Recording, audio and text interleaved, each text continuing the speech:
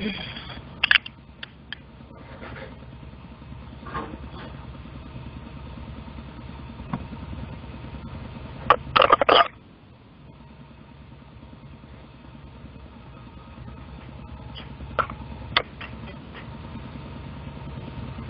Daniel. I'm not hearing anything.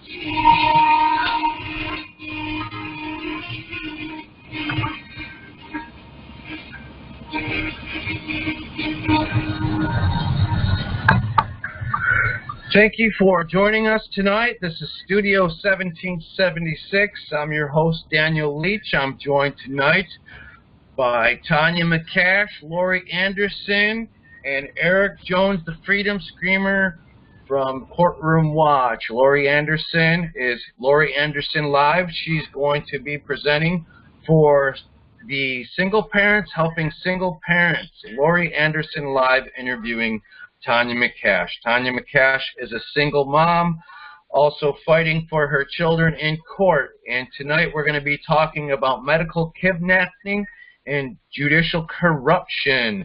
And here you are, Lorri Anderson. Thank you for joining us, and Tania McCash. Welcome to the show. Hello, everyone. How are you doing this evening? I am so thrilled and tickled to be with you this evening. Single parents helping single parents. That's exactly what we should be doing all across our union.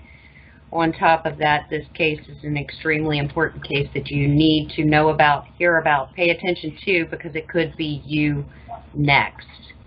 Where Tania McCash has started off in a situation with divorce, if I am stating things accurately, and then it spun way out of control into judicial corruption, the corruption of the courts, and then, of course, using medical tyranny.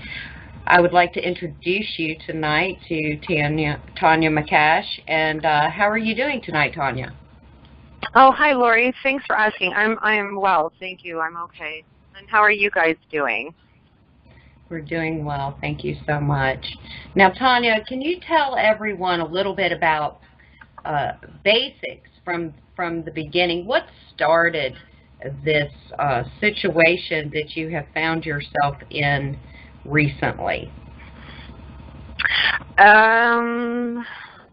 Well, it's a long story. So as far as what happened just recently, this case that I'm dealing with, what I've been dealing with is actually I was arrested on I believe they were saying that it was a misdemeanor. That was on the 31st of October, 2016. At the time when I was arrested that day, I had went down to the police department to file a complaint against the judges in my county as well as the school, because I've been complaining about the school and the principal and the judges for the few years prior to that. So the police were very aware of my situation. When I arrived there that morning, they stated that I had violated a court order, which I had never received. We pulled, about approximately, 6 or 7 months later, we pulled the docket in the case. It showed that the court order had never been sent to anyone. It shows clearly on the docket there is no service of the court order. So what happened was, all of a sudden the case ended up going to criminal court. It was a criminal conviction from there, and I had been fighting that. The following year, in December of 2017, I had removed the public defender as my counsel and wanted to prosecute, or excuse me, defend the case as a pro se litigant. In response, I had filed a lawsuit against a few judges, the district attorney, and others involved, as well as the police, the sheriff, and so on. And then as that continued, directly due to that, they had all of a sudden stated, the judge and the district attorney stated that I needed a psych evaluation. So a psych evaluation was done. There were 3 of them. In the meantime, I had removed the case out of county to another county on February the 13th, and they continued, the Santa Clara County continued to prosecute a case, hold hearing, and issue orders in the complete absence of jurisdiction. Whereas the other county in Alameda, they're now prosecuting a case, and so on and so forth. So just recently, I was asked to come into court, which was scheduled here in Santa Clara County, and I was also told if I don't arrive to court that I will be sent to jail on a no bail warrant. So what happened was, on the 21st of June, I filed another lawsuit, and I served the judge in this case in this county. His name is Judge Stephen Manley. I served him with the lawsuit. I want to interrupt you because, hold on, I think we need to back up. We need to back up for a second because I'm not sure if the listeners are going to be getting their mind around why you were arrested and for what. So that's going to be unclear to people. So we need to back up to what had happened in court when you had left the building, and then they ex post facto added your daughter to the restraining order that was supposed to be only for your husband. So when you showed up at the daughter's softball game, you were in violation of a protection order that was never served to you properly. So I think we need to clarify that for listeners. That's correct. Great. It wasn't softball. It was actually her Halloween. It was a Halloween parade that morning. That's what happened. I'm sorry. I did leave that out. I told you I'm really nervous, so I know. I'm really sorry about that. But that's what happened. Okay, and I wanted to before we go to that we need to kind of wrap up that loose end first because it's important to know that this was all done without notifying you, and that papers and additions to protective orders need to be properly served. You weren't served.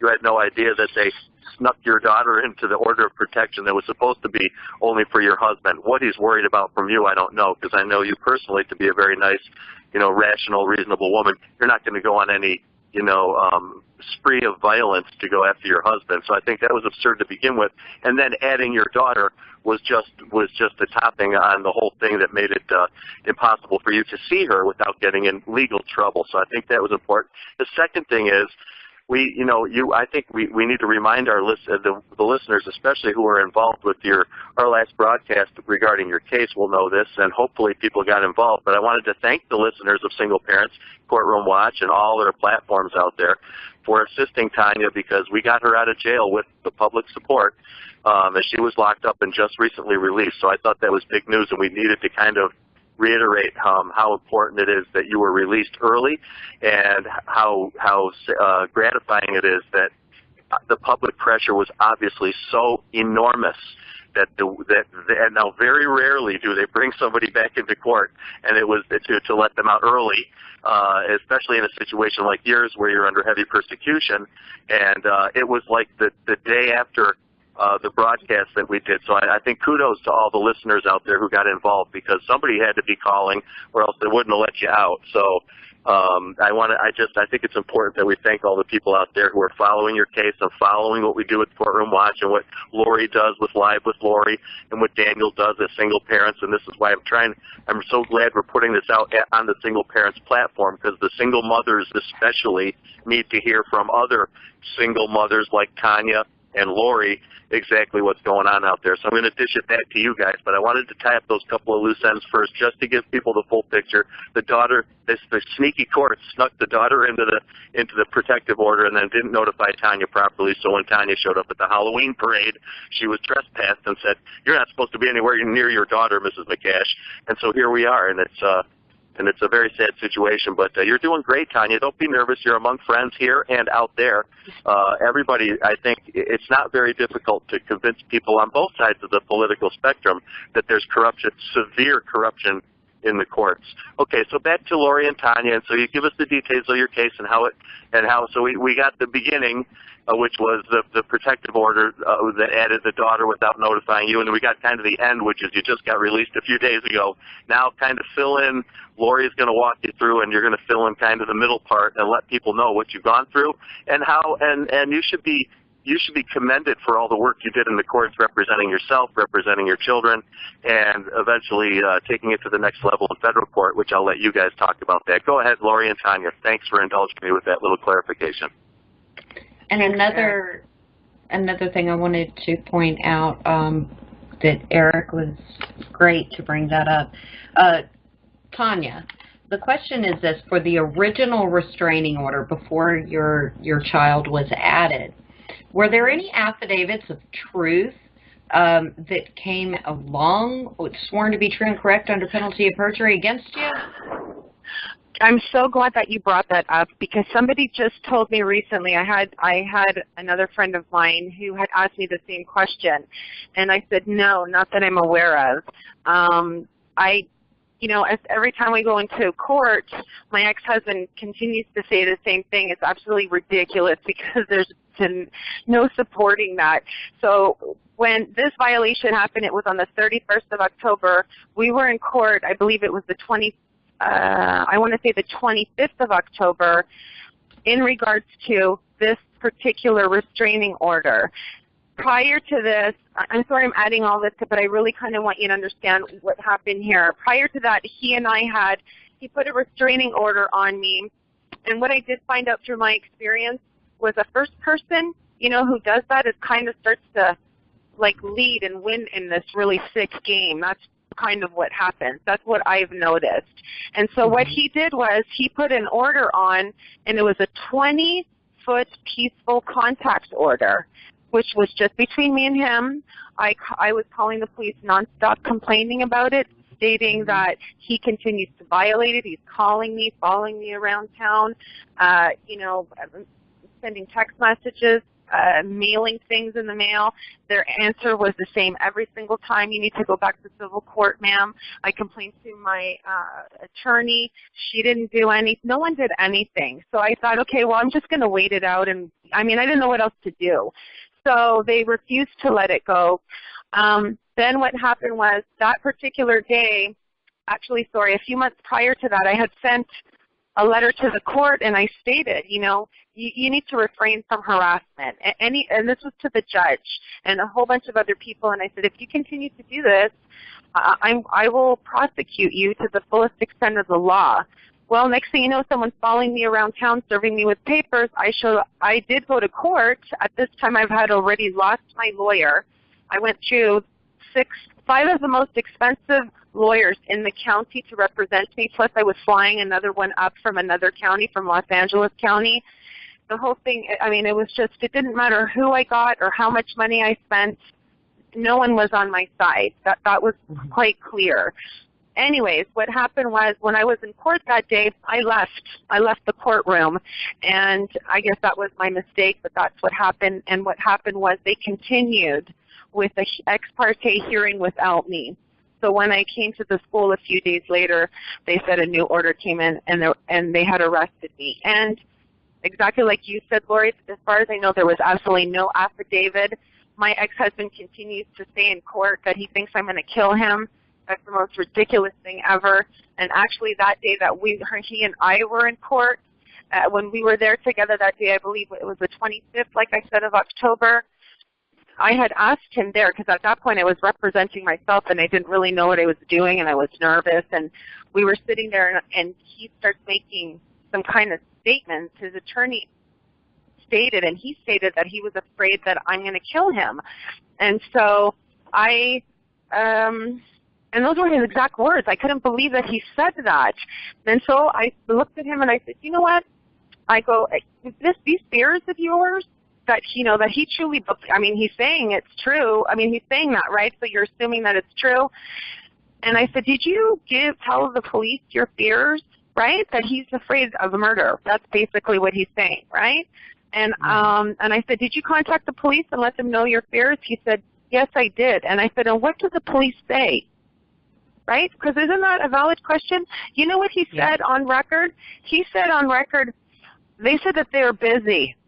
Yeah, of course they're busy. They're too busy to listen to his lies, right? There was no affidavit or anything like that. And I'm glad that you brought this up, because apparently, from what I just found out recently, there needs to be an affidavit, right, in a restraining order. And as far as I know, there isn't one there, and I had no idea that was the case. Okay? Yeah, it's supposed to be an affidavit of truth supported by oath or affirmation. And without that, it's just hearsay. Right, exactly. And so wouldn't that make the order null and void? I mean, I don't know, because it doesn't matter what I do. I am telling you, they're just doing their own thing. It's unbelievable. And anyone who's working with me and who's around me on a regular basis, they can see that this is happening. Like, I'm fighting hard for my rights, and they just ignore anything I say and do. It's just unbelievable, I don't understand at all, but that's pretty much what's happening, right? Well, and we're going to get more into your case for sure. But I wanted to point out while you're sitting here, just for the listeners to know, I did a little bit of research on Santa Clara County. Now, Santa Clara County in California is very rife with corruption. A lot of reports, even the Santa Clara University School of Law has it's a white paper, and it's Northern California Innocent Project hosts panel to discuss Mercury News series, Tainted Trials and Stolen Justice. That's what they titled that. Now, that's pretty bad when you have a school of law that is issuing those kind of statements. There's also, first ever state audit aims to hold judges accountable. That was August in 2016.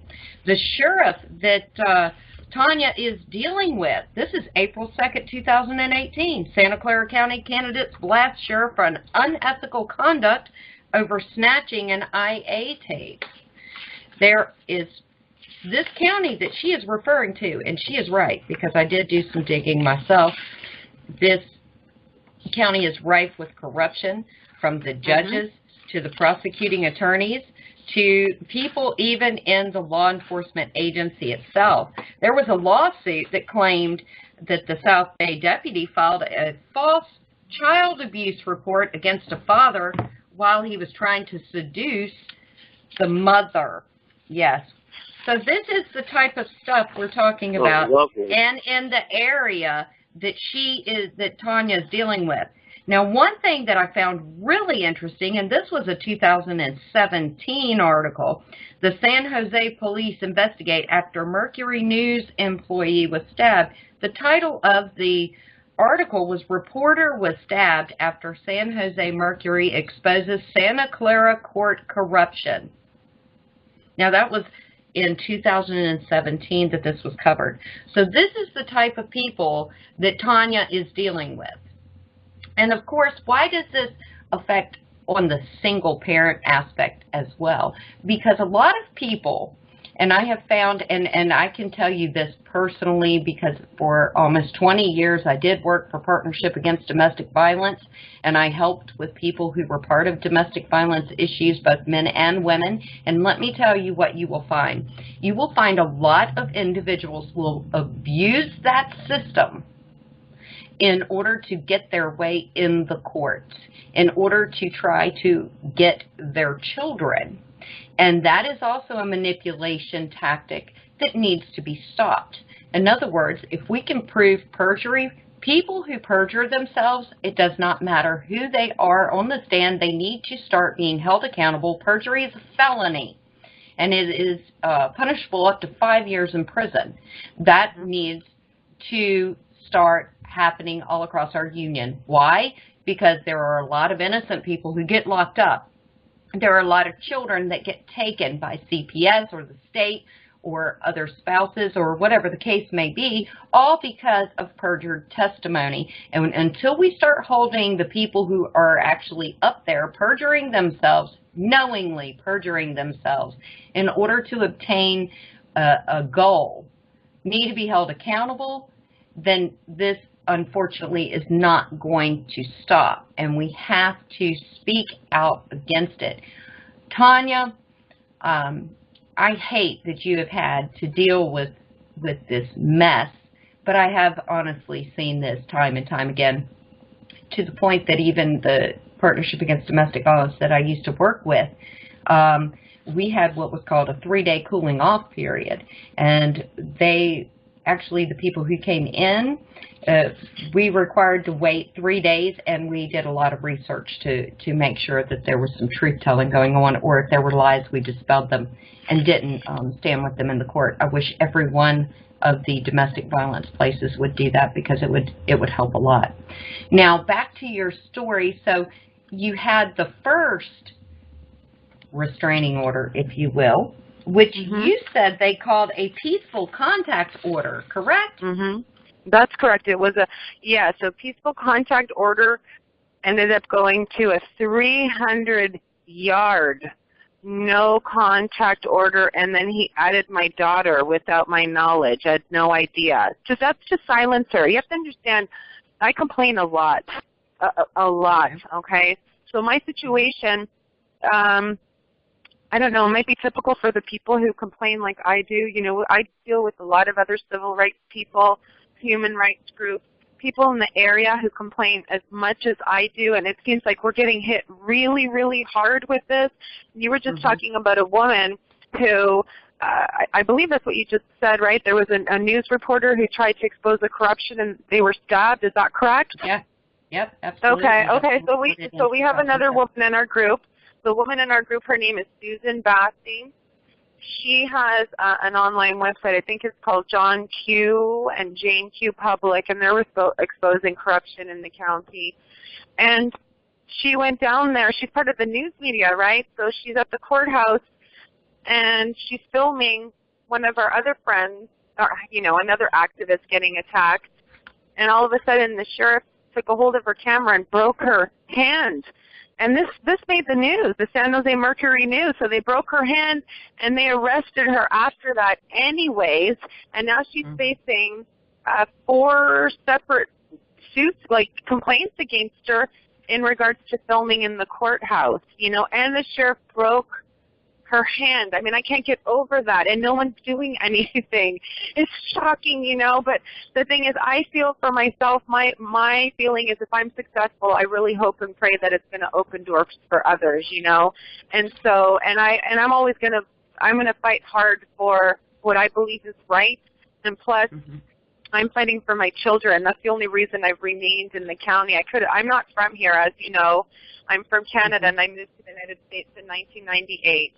And at that time, I got my American green card, but I didn't apply for my citizenship fully. So I am a legal alien of the United States, but, you know, with everything that's going on, I'm really afraid. Like, I'm afraid to get my citizenship because I can see what they do to other people.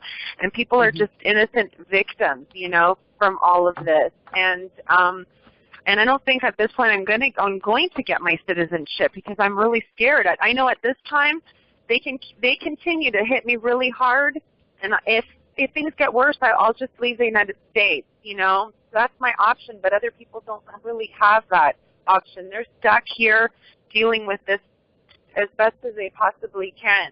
And it's true. This county that I live in is really bad. Apparently, it's either the first or the second worst county of corruption in the state of California. There is a website, I think it's called uglyjudge.com.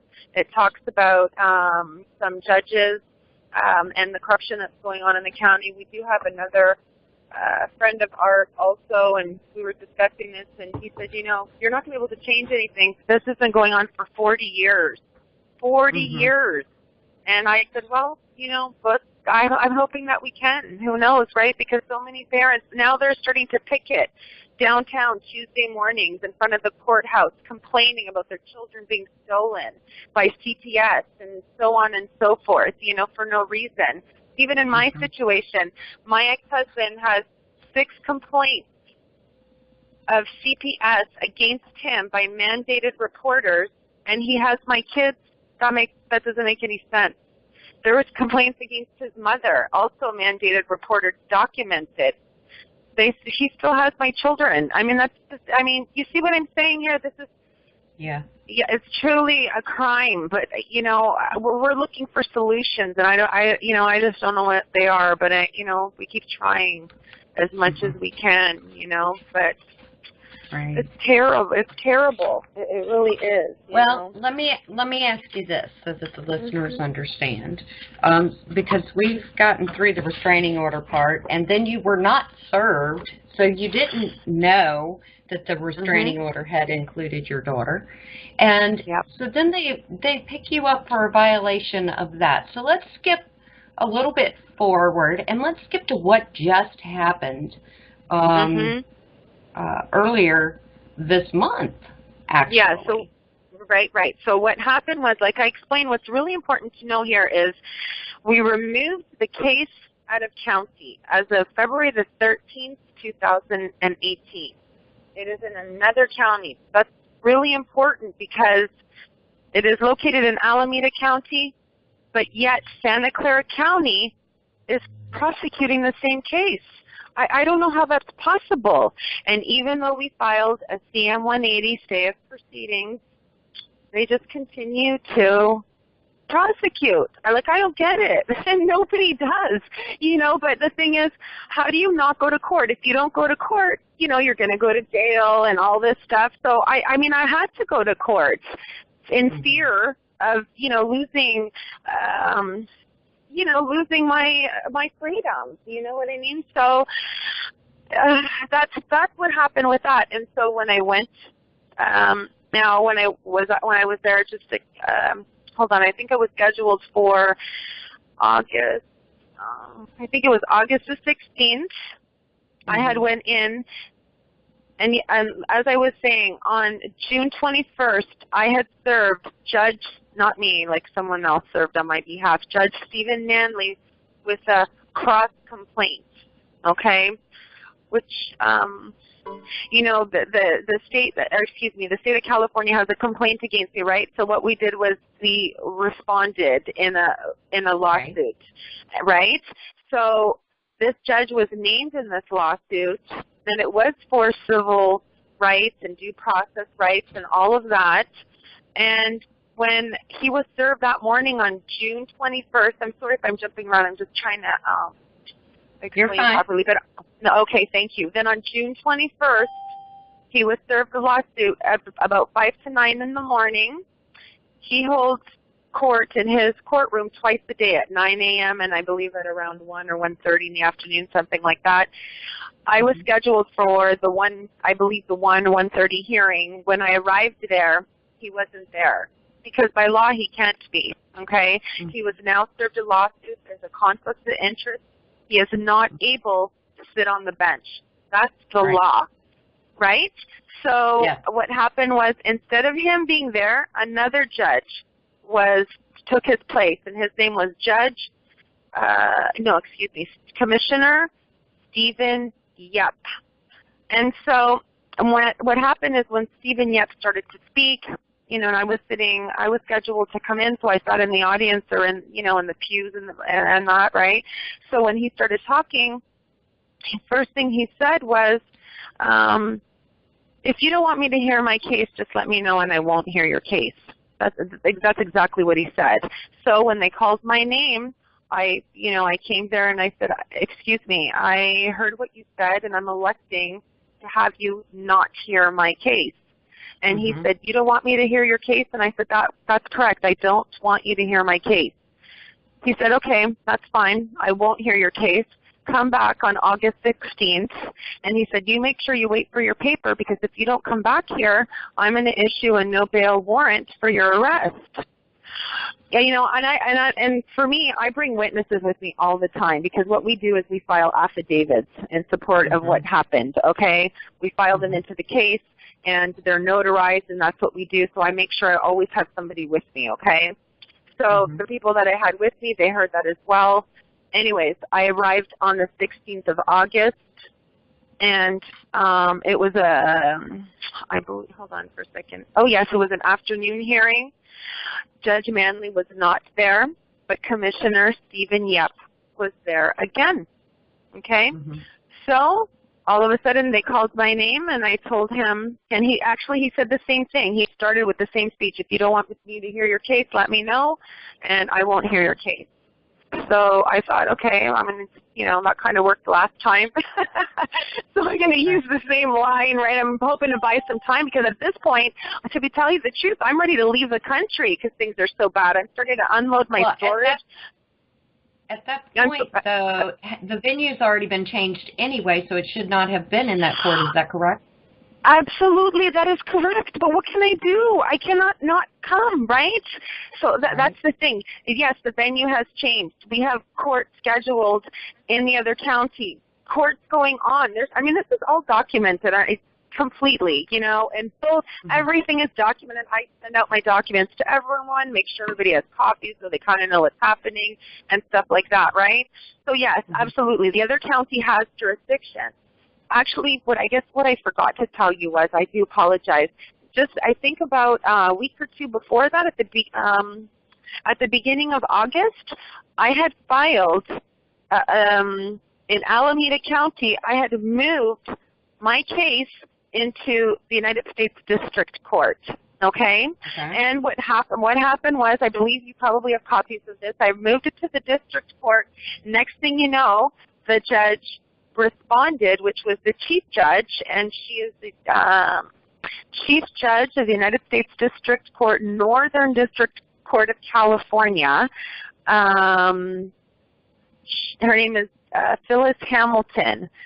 She took on this response. She responded and basically stated, I think on the third page, that she's not accepting this case, and she's dismissing it in the United States District Court, but is remanding it back to Alameda County.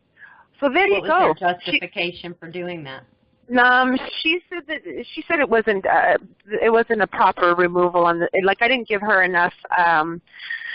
I didn't give her a reason for removal. That's basically what she said, that it wasn't a valid enough reason. That's fine, but she said she dismissed it without prejudice, so I can go ahead and, I believe it was without prejudice, so I can go ahead and, you know, submit it any time in the future, right? So that's okay, but what was really important there, she named the criminal case, she named all the removals, she also verified and acknowledged that I was a pro se litigant. Is really important, okay?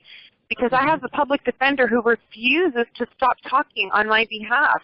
I mean, seriously, I cannot get rid of them, and I've told them repeatedly to stop doing that, and they just won't, you know? I don't understand why. But anyways, what happened was, so she acknowledged, now I have this court order that states that. Okay, that was stamped on August the 3rd. Yeah, like I said, I'm sorry that I'm jumping all over the place. I'm just trying to... Tanya? Yes. Just yes. Chris in Las Vegas. You mentioned something earlier. I was blocked out on mute, apparently. I called back in because it was really, really important. And I had an inkling when I spoke to you before, not on this call, that it could be something along those lines. But when you clearly delineated that you got a visa, not a green card, you're not a citizen, well, that invokes Article 4, Section 3, Clause 2 of the Constitution, constitutional diversity of citizenship. If you're not a U.S. citizen, you can't fall under U.S. citizen jurisdiction. What is it, Article 4, Section 1? Article 4, Section 3, Clause 2. Yeah, and that's what the judge was waiting for you to say when he said, do you want me to hear your case or not? And I think he was waiting for us to say that. And of course, none of us know the procedural ins and outs like Chris in Las Vegas. So, Chris, repeat that one more time. We appreciate your bevy of knowledge. Article 4, Section 3, Clause 2 talks about constitutional diversity of citizenship.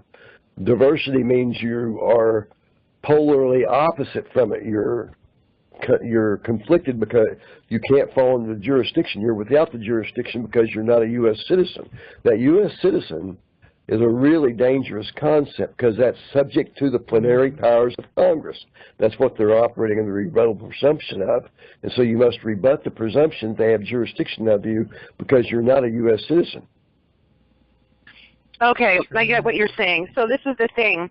What happened was on December the 4th, I had moved my case to probate court, okay? And we had filed documents to support all of that. So now the way it looks and it's read, I am the executrix of the account. So we filed all kinds of documents to support the all caps name. We filed power of attorney. We filed everything. The judge just says they don't want to hear it. I don't know how to explain that, but we filed extremely powerful documents in regards to the CSDK trust account and in regards to the definition and the difference of citizenship, okay?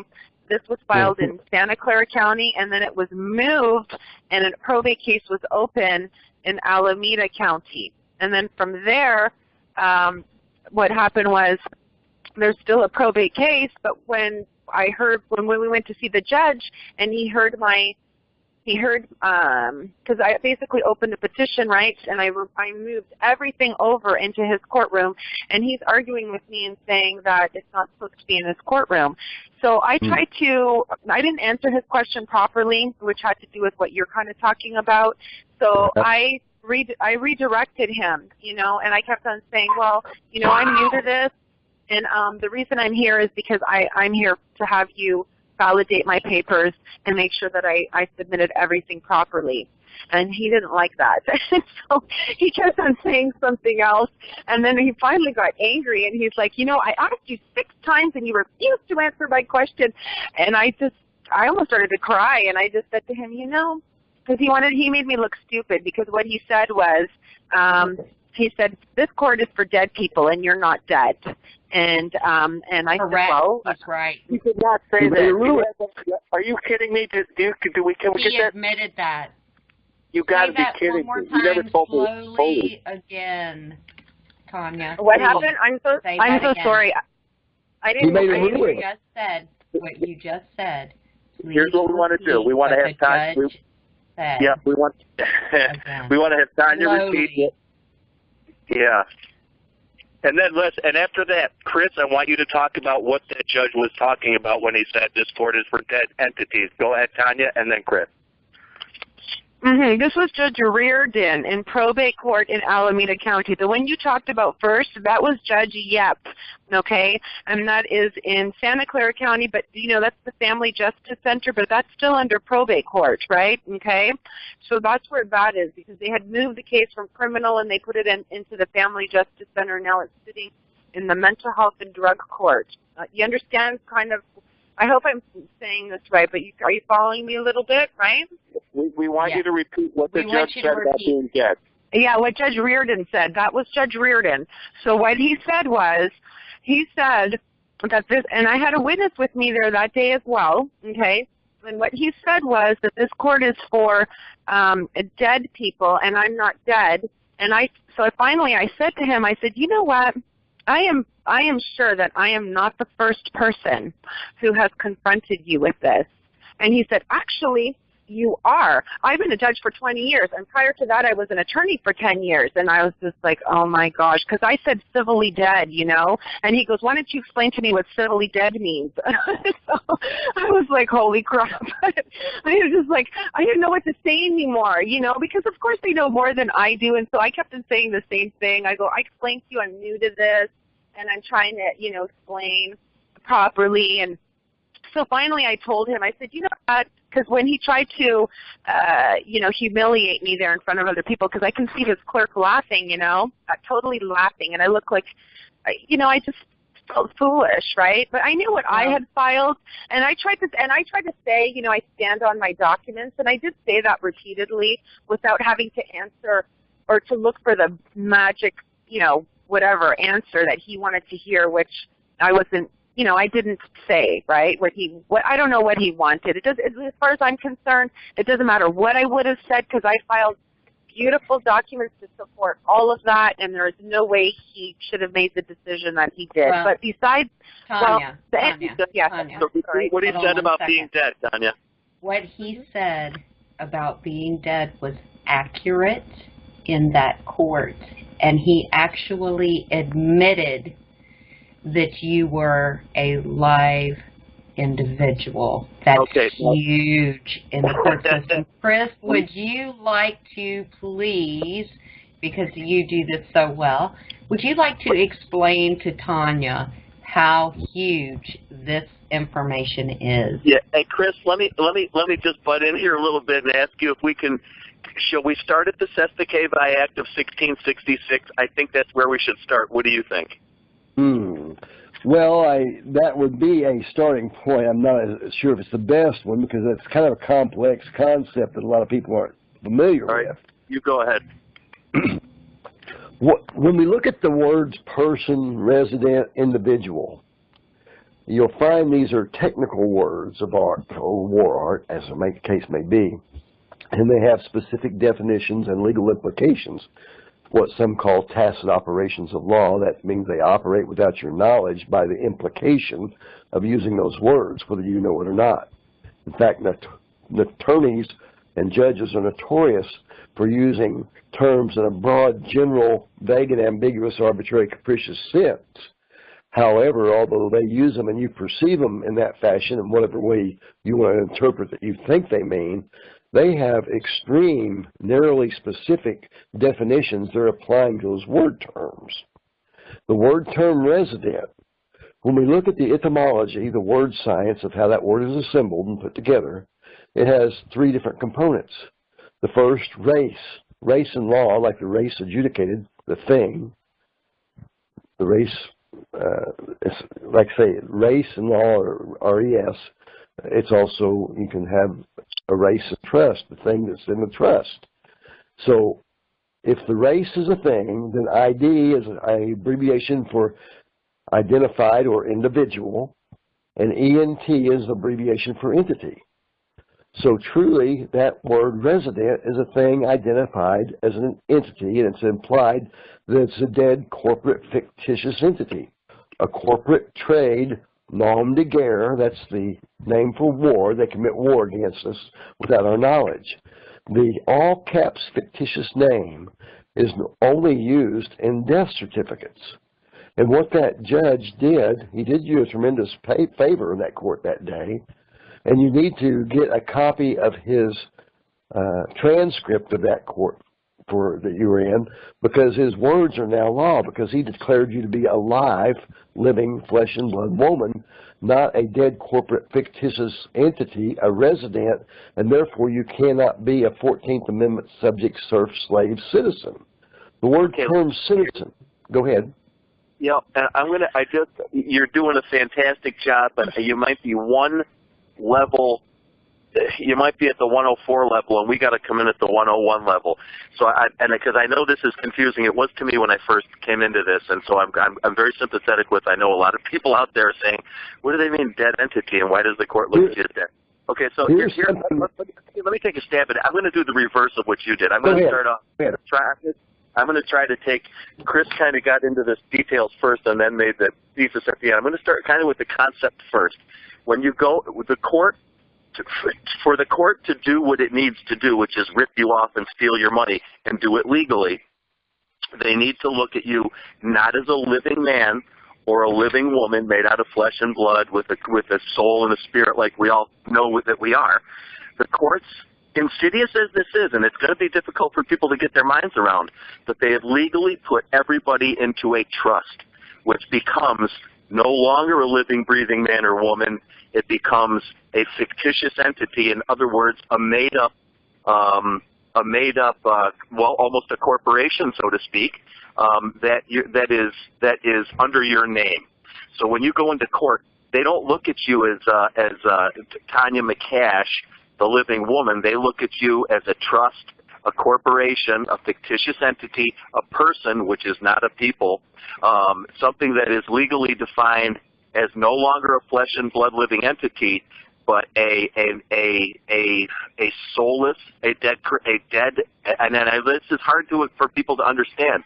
But when you go into court, they look at you as dead because you are nothing more to them than a fictitious entity, a corporation, a piece of paper with numbers on it called your Social Security number. And when you go into court, they remove the dashes from your Social Security number.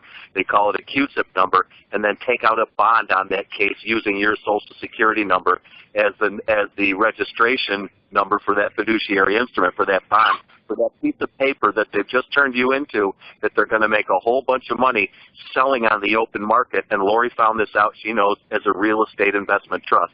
So every time you go into court, they're trading you under your Social Security number as a fictitious entity, as a corporation, on a piece of paper, and literally selling you on the open market to the Chinese, to Goldman Sachs, to whatever banker or whatever investment brokerage house wants to buy that piece, that real estate investment trust that is made up of court cases and prisoners who are in jail. And you can go online and look at this. People can research themselves online. So I want to start with that, and let me give one last thing, and then I'll kick it back to Lorri and Chris. People, if you want to go down the rabbit hole yourself, type into your search engine.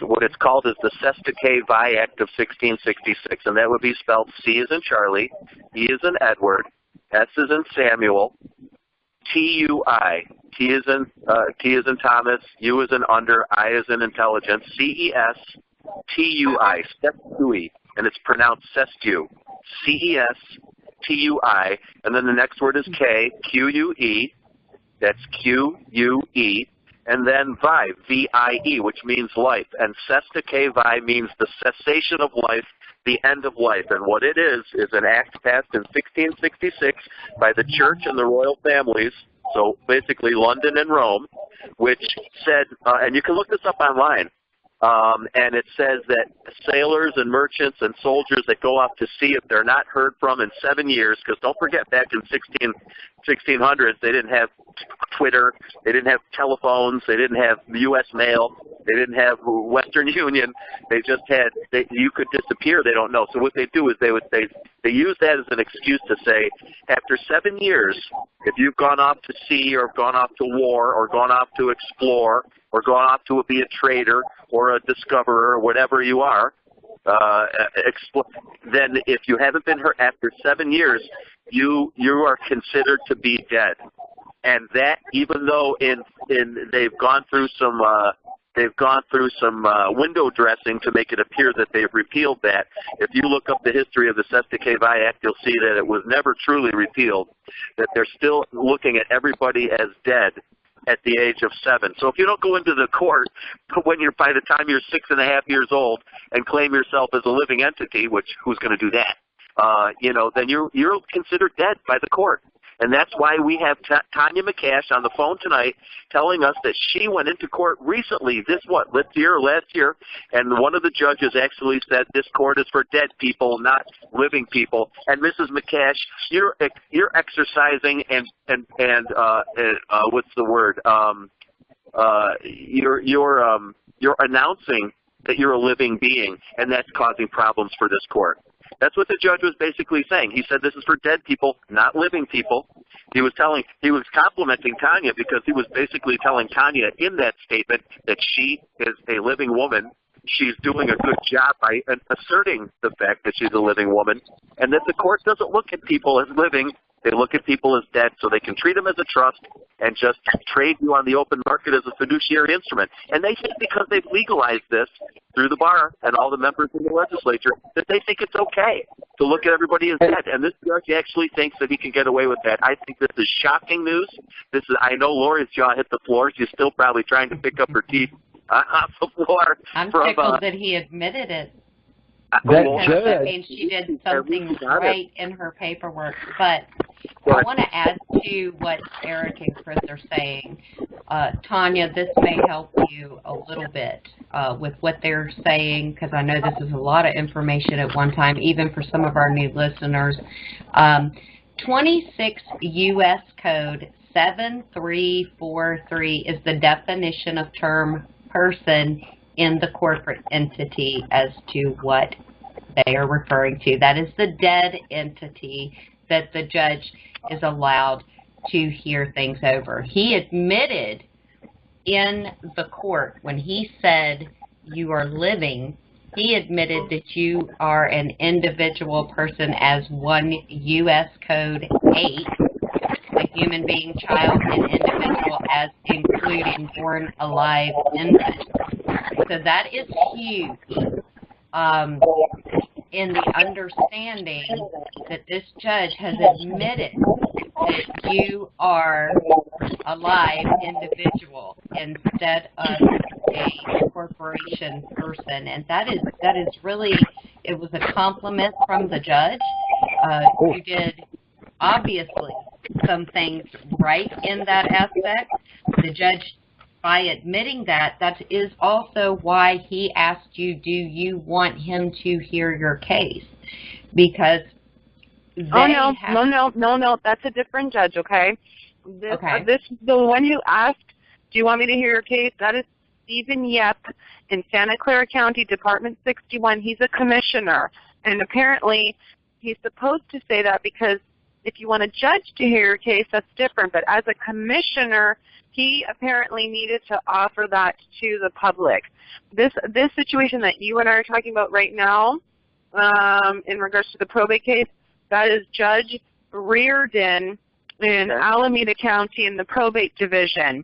And he ended up, after that was all over, he said that this particular case that I had brought into his court, he said that it's in the wrong court. He's going to put it in the correct court, and he's going to be dismissing the case. That is how that ended, okay, with him that day. And, I didn't know what else to say, because whatever I was saying, he just didn't want to hear. And at one point I even said to him, I said, I'm sorry? He couldn't hear it. He can only hear the dead. He can only hear the... Well, whatever I was saying... He can't hear the living. Okay, but whatever I was saying, he just didn't want it. Anyways, it just wasn't going anywhere, or anywhere. And I finally told him, I said, you know what?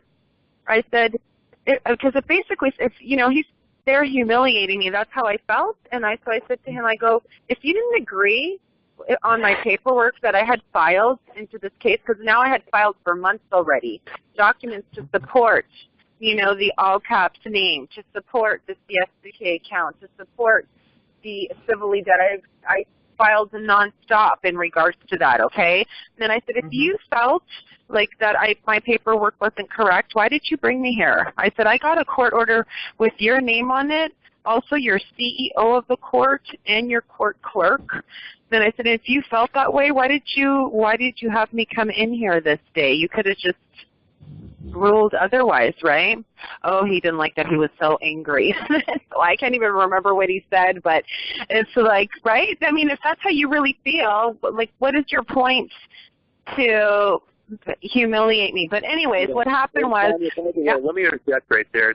They're not humiliating you. They're humiliating themselves. They know they're in the wrong, and when they're laughing, that's a sign of discomfort. They're very uncomfortable. People, when people that work for the system, that work for the judges and work for the police, when somebody stands up to them and they know that their scam has been identified and that we're awake to what they're doing, ripping us off, they have to laugh to gain comfort. So that's a sign that they're very uncomfortable and very skittish. They'll start to laugh, It's not because you're being funny or because what you're doing is wrong or goofy. They're trying to gain comfort with the evil that they're doing. Oh, I see. Okay. Anyways, that's how all that happened, you know. And then after that particular day, and again, like I said, I'm sorry I'm jumping back and forth. I did file another document, and if you don't mind, I'll just read it to you really quick. Is that okay? Sure. Can I read it on here? Okay. So the next document we filed again to support, you know, the because what happened was he said this case doesn't belong in his courtroom. So we responded with, you know, it was kind of like it belongs here because, you know. So that's how that was dealt with. And one of the things that we said was definitions related to civil death. From the 1870 Bouvier's Law Dictionary, the only law dictionary approved by the U.S. Congress, Charta, I believe, or okay, anyways, or maybe Chart A, I don't know. A charter or deed in writing, any signal or token by which an estate was held. Next thing it says, please note, when a living being elects to be enfranchised as a franchise of a parent corporation and receives a charter, such a one becomes civilly dead. This is what, well, anyways, this is what this says. This is what the rats have endeavored to do by falsifying the public records and claiming that every baby in America is a territorial United States citizen, DBA, citizen of the United States. Deed, the written evidence of things done between man and man in full life, neither physically nor civilly dead, in us, in being in existence, civilter mortuus, civilly dead, in a state of civil death, the condition of one who has lost his civil rights and is accounted dead in law. Civil death, that change of state of a person which is considered in the law as equivalent to death. This is why the vermin pretend they can't hear you. Just imagine the judges putting their hands over their ears and saying, I can't hear you. You're dead. Wow, wow, wow. This is why I'm reading this, okay? But it's kind of funny how they'll hear you loud and clear if you go spend $500 an hour and hire one of his attorney buddies. They'll hear them real good. So I think it's obscene what's going on. Wow, kudos to you, Tanya. So the judge in Santa Clara is out of his jurisdiction. The federal court that you sued that judge in kicked it back down to Alameda, where you get at least maybe a square, a fair chance. Obviously, that judge in Santa Clara, Judge Manley, is a hanging judge. I don't see any of the other judges in the higher courts helping you in any way get any kind of justice. They're going to circle the wagons and protect the lower judges. It's what the people in the system do. They're desperate to uphold the system. This is why I have no confidence in Trump. Ultimately, he's desperately beholden to the system.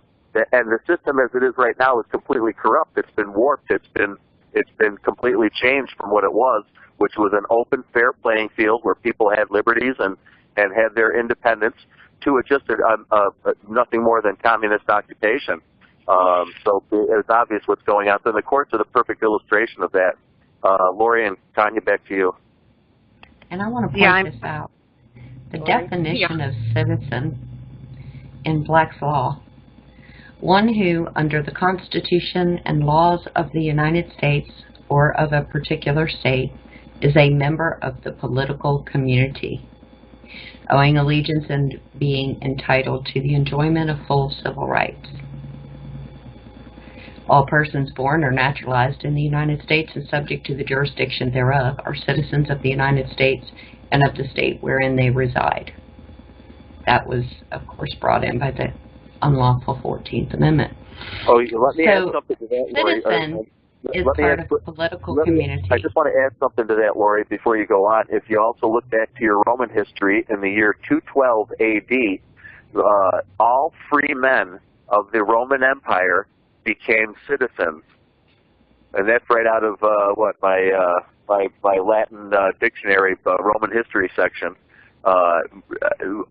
Listen to what that says. All free men of the empire became citizens. So what's the transition? What happens when you, what happens that you're going from freedom, being a free man or a free woman, to being a citizen? A citizen is a subject. A citizen is beholden to the system, to the bylaws and statutes put forth by the corporation that they are a citizen of. Being a good citizen is not a good thing. Don't let the system have your mind on that, people. You're not a citizen. You're a free man or a free woman. It is exactly the opposite of citizen to be free.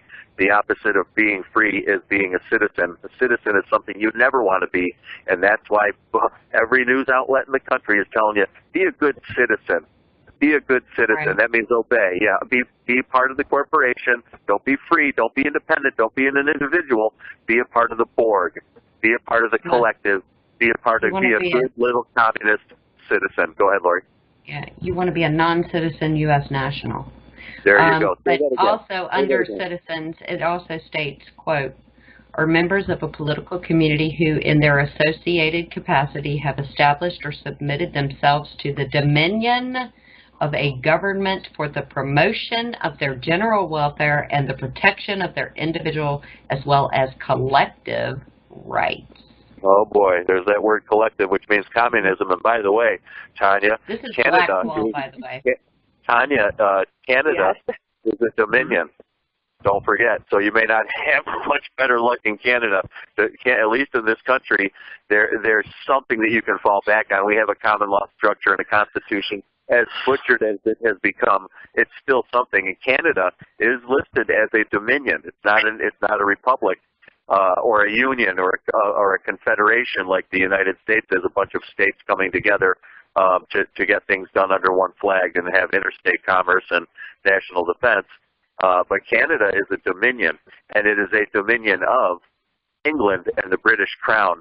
So beware, you may not have much better luck there than you have here, but at this point, we wouldn't blame you if you want to leave the country and go back to Canada, and we as Americans apologize that your situation of marrying an American man, which pretty much brings you into as a citizen even after you get divorced. You have your choice. You could stay or go, and we're going to help you either way. Try to get through this. No, thanks, Eric. That's nice. Well, the thing is, the only difference. You're right. I'm not. It's not necessarily that it's going to be better in Canada. That's not it. Because I know people in Canada who are going through the same thing like I'm going through, and other people. So the only difference would be is in Canada we have more people. Almost as far as land mass goes, it's pretty much the same. Whereas the United States, has 300? How many people in the United States? 390, 370, something like that. How many? Do you know? Yeah, 300 to 400 million, somewhere in there. It's hard to get okay. But I know what you're saying. Well, Canada has bigger landmass than the United States by a long shot. Okay, yeah, possibly. But in Canada, we only have 39 million people. Right. Right? So, I mean, you can hide somewhere, probably, away from these people, you know what I mean? I mean, they're really harassing me. But, I really speak out, right? But when I first started this and I started to speak out, and I was thinking, gosh, I don't know what is going on over here. All of this is really strange. And it was, after I did more and more research, and it's just like you said, you're led down the rabbit hole. You really are. And once you start finding out about all of these things, that's when okay, it's not just happening to me. I'm not the only person who's dealing with this. The thing is, what is the solution, right? So, we're trying to desperately find out what is the solution? What is going to help us to deal with, these attacks? Because, there's a great word that I just learned recently from Chris, okay, who's on the phone with us. And I used it in my pleading because they have declared war on me, right, and also other people as well. And the word is brinksmanship. And they've pushed the situation so far and cornered, and just came up with scientific lies, and it's full-on character assassination, and I'm thinking to myself, who are you people trying to convince? I'm just a mom, okay, just a mom. I don't know anything about anything. That's all I am, is a mother trying to fight for her children, and the county has spent a fortune in court hearings. The DA, you know how much this must have cost the taxpayer? Millions of dollars, okay? Not just, right? Because this is going on almost 2 years now. And it's like, what for? You know, I don't understand. And so, anyways, they're doing their thing. I'm going to do my thing, and I'm going to continue to fight for my rights, you know. So, but they're just taking this really, really far. And again, back to it's, you know, 2 counties prosecuting the same case. That just doesn't make any sense. And I don't know, you know, I don't know what to do. But I am really grateful that you did get me out of jail and that you helped with that. Thank you so much, you know. And it is this type of communication and networking with people, you know, that where push comes to shove and we really, really need help, that, you know, our community will come through for us, right? You know what I'm saying? Where this judge, he decided to throw me in jail. I was like in a huge high security. I've never committed a crime in my whole entire life, you know? And I think I told you, Eric, or whoever, I can't remember, but I was with people, a woman who had killed her mother. She was there 3 years. Another woman had stabbed her mother. I was in the same wing. Another woman had stabbed her boyfriend. Most of these people were in there for drugs, drug-related charges. But I'm telling you, stupid people doing stupid stuff, okay? Now, I really know what's going on in the world, right? And it sounds like you guys do too. Those things that are real crimes that are going on against humanity. This is such a big business that's going on in here. And it's, you know, it's frustrating. What do you do, right? You know what I mean? How can you fix it? When is it going to get better? I don't know. You know what I mean? I just don't. It's really sad. It's sad, right? It's sad they do this to people and get away with it, you know? Well, one of the questions I have, because we obviously thank God for all of the callers, like you said, Eric. A lot of people worked hard behind the scenes to help get you out, Tanya, and we are very glad that you were out. First of all, what was it that quote, Eric, that they said for putting her in there? What was the quote that they used? It wasn't even a crime. It was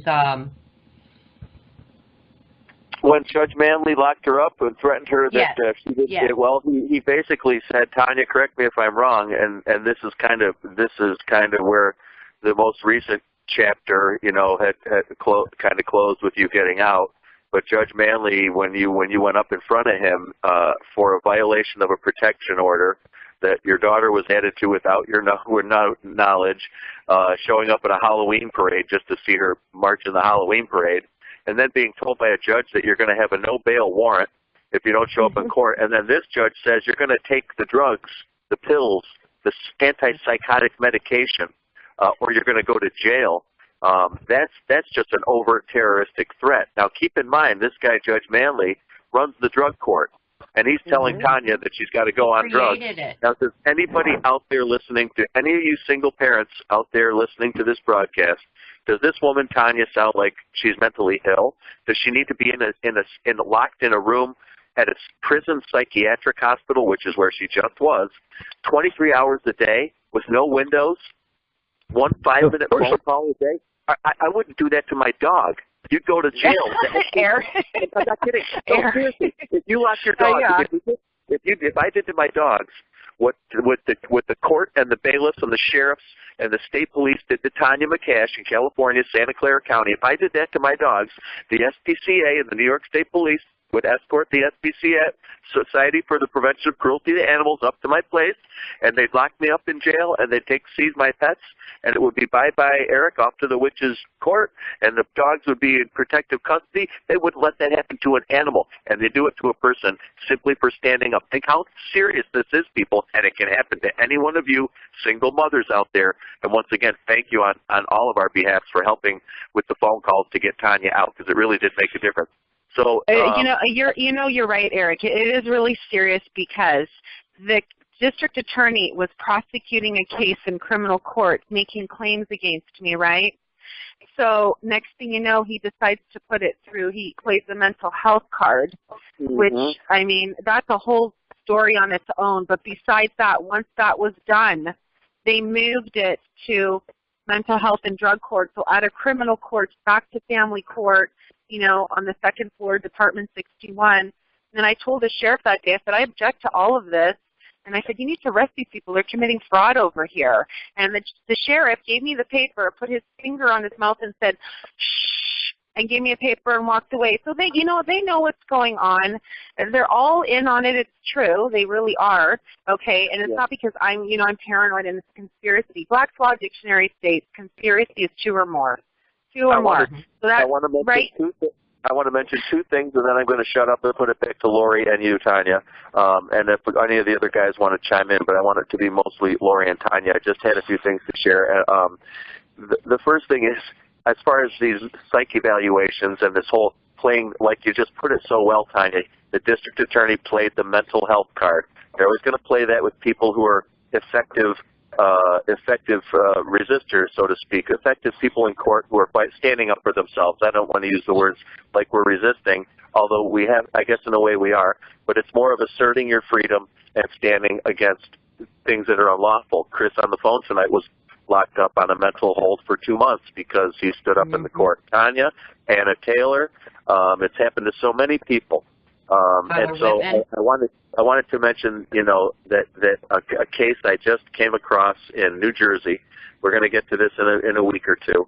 It's a gentleman, really nice guy with a very well-to-do mother, who one of the brothers is trying to lock the mother up in a guardianship in a senior citizens, kind of a Alzheimer's home, so to speak. She's perfectly fine, and one of the brothers is trying to get the mother basically institutionalized so he can get his hands on the $1 million. And the other brother is saying, no, this is not going to happen. Wait for your money until she's dead. Okay, please. You're greedy, so please. So, and they got a lot of money, so they hired a fleet of attorneys, good, and apparently one of them is a really good guy who's actually standing up and doing the right thing and kind of one of us.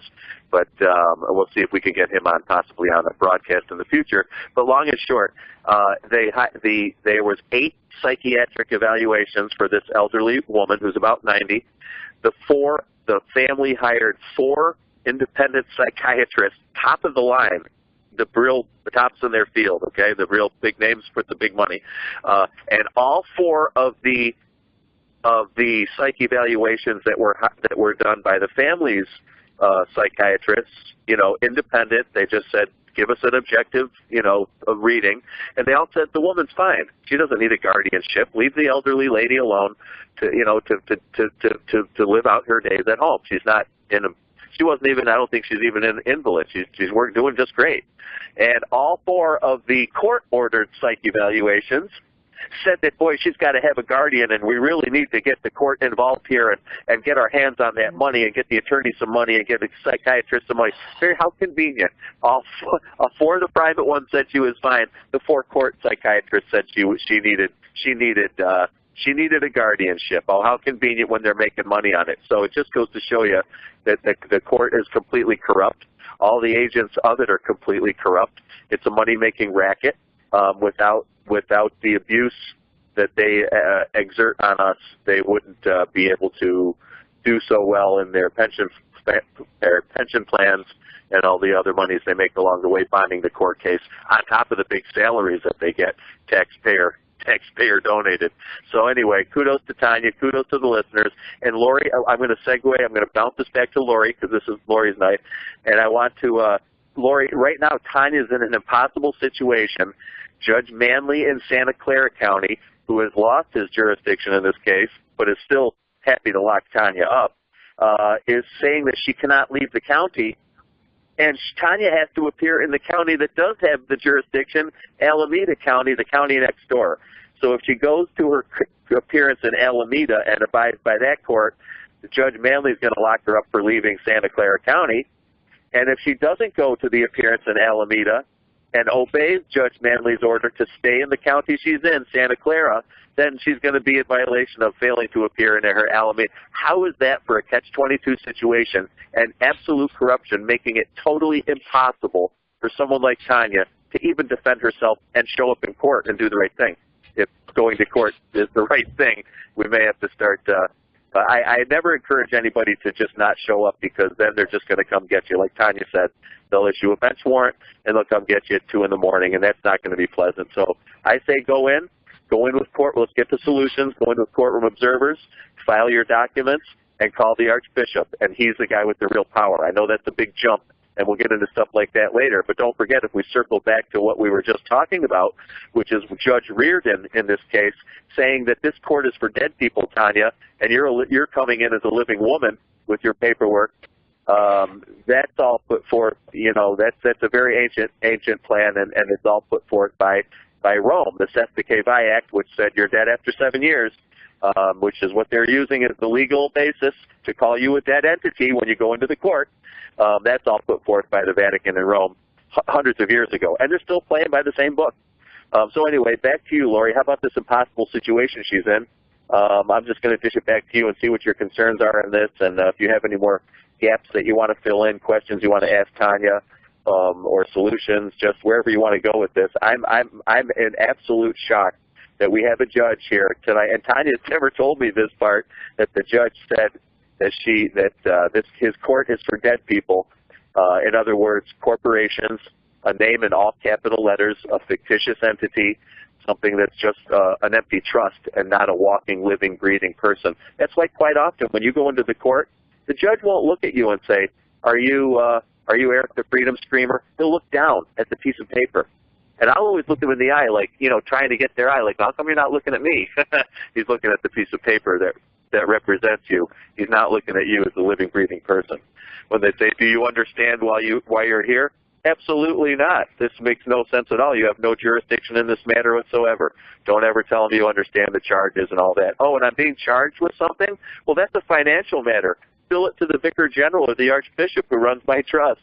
I want an accusation with the common law, grand jury, and a grand jury indictment. So never let yourself be charged with anything in court. A charge is a financial instrument. An accusation would be a criminal matter. That's why they never use the words, you're accused of this, you're accused of that. They always say, you're charged with this, you're charged with that. Do you understand the charges against you? So this trying to get people to understand words here, and that's why Chris is so valuable. He was talking about the word person is not a living people. A person is a fictitious entity, and that's what they want to look at you at legally, and it's what keeps you in, let's just say, the financial mode for the court instead of a real man or woman who they have to respect and who they have to, let's just say, allow to obtain and use and realize the liberties and freedoms that you enjoy as a living, breathing person. So I know this is getting a little complex for some people, but we have the court admitting what we've always said tonight, which is they look at you as a dead entity, as a trust, not as a living, breathing man or woman. So back to you, Lorri. Excuse me, do you mind if I just say something? I'd like to say something to what Eric said. Is that okay? Eric had just explained, right, about what Judge Reardon was saying. So let me just kind of add a little bit what happened from there. So the judge said that, this case does not belong in his courtroom, and what he's going to do is he's going to send it out to another court, to the criminal division. Okay, that's whatever, right? So apparently that's what happened. And it ended up going to the criminal division, to another courthouse, which was the, I believe the Wiley W. Manuel Courthouse. I believe that's the one, okay? So now all of a sudden this case is being heard over there at Department 110 with Judge Sandra Bean. So what happened was we went and filed some papers. So I didn't go. Someone else went for me because, I don't know, I was busy. Someone else went to file documents because they were out in Oakland. And so they went to that courthouse to file it. They filed the documents in the courthouse. The week after, I went down there to file documents again, more documents. So I went there to the same place, and they were telling me, no, you can't file here. You need to go to another courthouse and file it, to the I forgot, another courthouse. And I said, well, what do you mean? This case is over here. Well, it's a probate case. I said, well, it has a probate number, but the judge went ahead and moved it into civil and criminal court. Yes, but you can't file it here. You need to file it at the other courthouse. I said, okay. So I went to the other courthouse to file it. When I arrived over there, and that is another, I don't know, I guess a civil courthouse. When I arrived over there, they're saying that this is a probate case. And I explained again, yes, this is true. This originated in probate court. I said, but. And then I explained everything what happened, and the lady got quite upset, and she said, you better not be lying. You better tell me the truth, because I'm going to call the judge right now. I go, but I am telling you the truth, right? Because nobody can believe what's actually going on, okay? Because it's so shocking. So to make a long story short, she made a phone call, comes back. She spoke to the probate court, and they said, all your papers need to be filed now in probate court. And this is when we filed this civilly dead thing that I started reading to you. When we filed that, after that, things seemed to change. Now what they're saying is that the case, it is in probate, everything has to go through probate, but yet it's being heard in another court. You know, like, I don't really understand what's going on, but it's based on what we file, things kind of, you know, change and move around. It kind of seems like that, because now, I don't know, but right now, the way it is everything has to go through probate court, filed and stamped there, but the case is being heard in another courtroom. Do you see what I'm saying? Do you understand what I'm trying to say? They all want a piece of the action. They all want to bond the case so they can make money on it. The more courts they can get you into, the more money they're going to make. Back to you, Lorri. Well, I wanted to give a little bit of information, and then after that, I'm going to give a little bit of suggestion, and I think Chris would be good to chime in with my question afterwards of something that may also help Tanya. So I wanted to give a little bit of information on Mr. Stephen Manley, because Eric, you touched a little bit of base on this. However, I don't know if you know this, but Stephen Manley Jr., he was born in 1941. He's a Superior Court judge of the Santa Clara County, California. He's the founder of the mental health treatment court in that county. He's not just sitting on it, he's the founder of it. Now, he earned a BA majoring in behavioral sciences from the University of California in Berkeley, and his LLB from Stanford Law School in 1966. So I found it ironic that he created this. He was first appointed by California Superior Court by Governor Jerry Brown. How nice. He became Superior Court judge in 1998. And Manley founded, of course, the Drug Treatment Court in Santa Clara County in 98. He founded that County Mental Health Treatment Court. Manley has also been a noted commentator on California's Proposition 47, enacted in 2015, and that is the part which allegedly reduces many drug offenses from felonies to misdemeanors. Manley travels to other counties in the state and other states in the United States of America, presenting training for local mental health boards and commissions. In 2015, Manley sentenced Michael Tyree, who was later died in Santa Clara County Jail, having been killed by guards who were soon arrested. As of 2016, Manley presided at the Department 64 at the Terrain Courthouse in San Jose, California. In his court, Manley is known for the patch he wears over an eye injured years ago. He's also known for his habit of hugging defendants, of course, trying to paint him as this wonderful individual. Then I found this kind of ironic, because it's talking about going to the inmate's death, and this is actually going to tie in just a second. It really will. So Michael Tyree, he died in Santa Clara County Jail. He had already completed a 5-day sentence for a minor misdemeanor charge. The judge who sentenced him, of course, was Stephen Manley of Santa Clara's Mental Health Court, and he sat down with senior investigative reporter Stephen Stock for an exclusive interview. Now, when he did, he let them know that 3 correctional officers have already been arrested for the alleged murder of Michael Tyree. Judge Manley would not speak in any way about Michael Tyree's specific case, but the veteran judge did say that the system must change. Now, listen to these quotes. He said, "Inmates like Tyree should be treated, not warehoused in jail." "It's very serious," said Manley. "I think we're at a critical time." These are quotes. Manley had presided over special court that rules on low-level criminal offenses by defendants who are mentally ill. He has served in the court for more than 20 years. He told the investigative unit that he sees a disturbing trend where more and more defendants wind up in his court. Then they should be talking to a mental health professional and not a judge. Quote, the criminal justice system and the courts have become the place to send everyone who is mentally ill as opposed to keeping them in a treatment and in the community, unquote, said Manley. And as a result, we're at the point where the courts are not able to absorb more and more offenders and not have treatments for them. Here's another quote. I don't think we're doing enough, said Manley. I don't think any county or state is. Manley also stated, in a quote, we have waiting list of individuals that I've ordered released from jail to go into treatment, unquote. It is not an issue of punishment. The punishment is over, and when I ordered them released, there's nowhere to go but the streets. They end up in a revolving cycle and then going through emergency room doors. This goes on again and again, unquote. I could keep quoting this man. Now, the reason I brought that up is this same judge is the judge that keeps harassing Tania. This is the same judge, by the way, who questioned her mental stability and locked her up because she refused to take psychotropic medications that he wanted prescribed to her, and she refused a court-appointed attorney.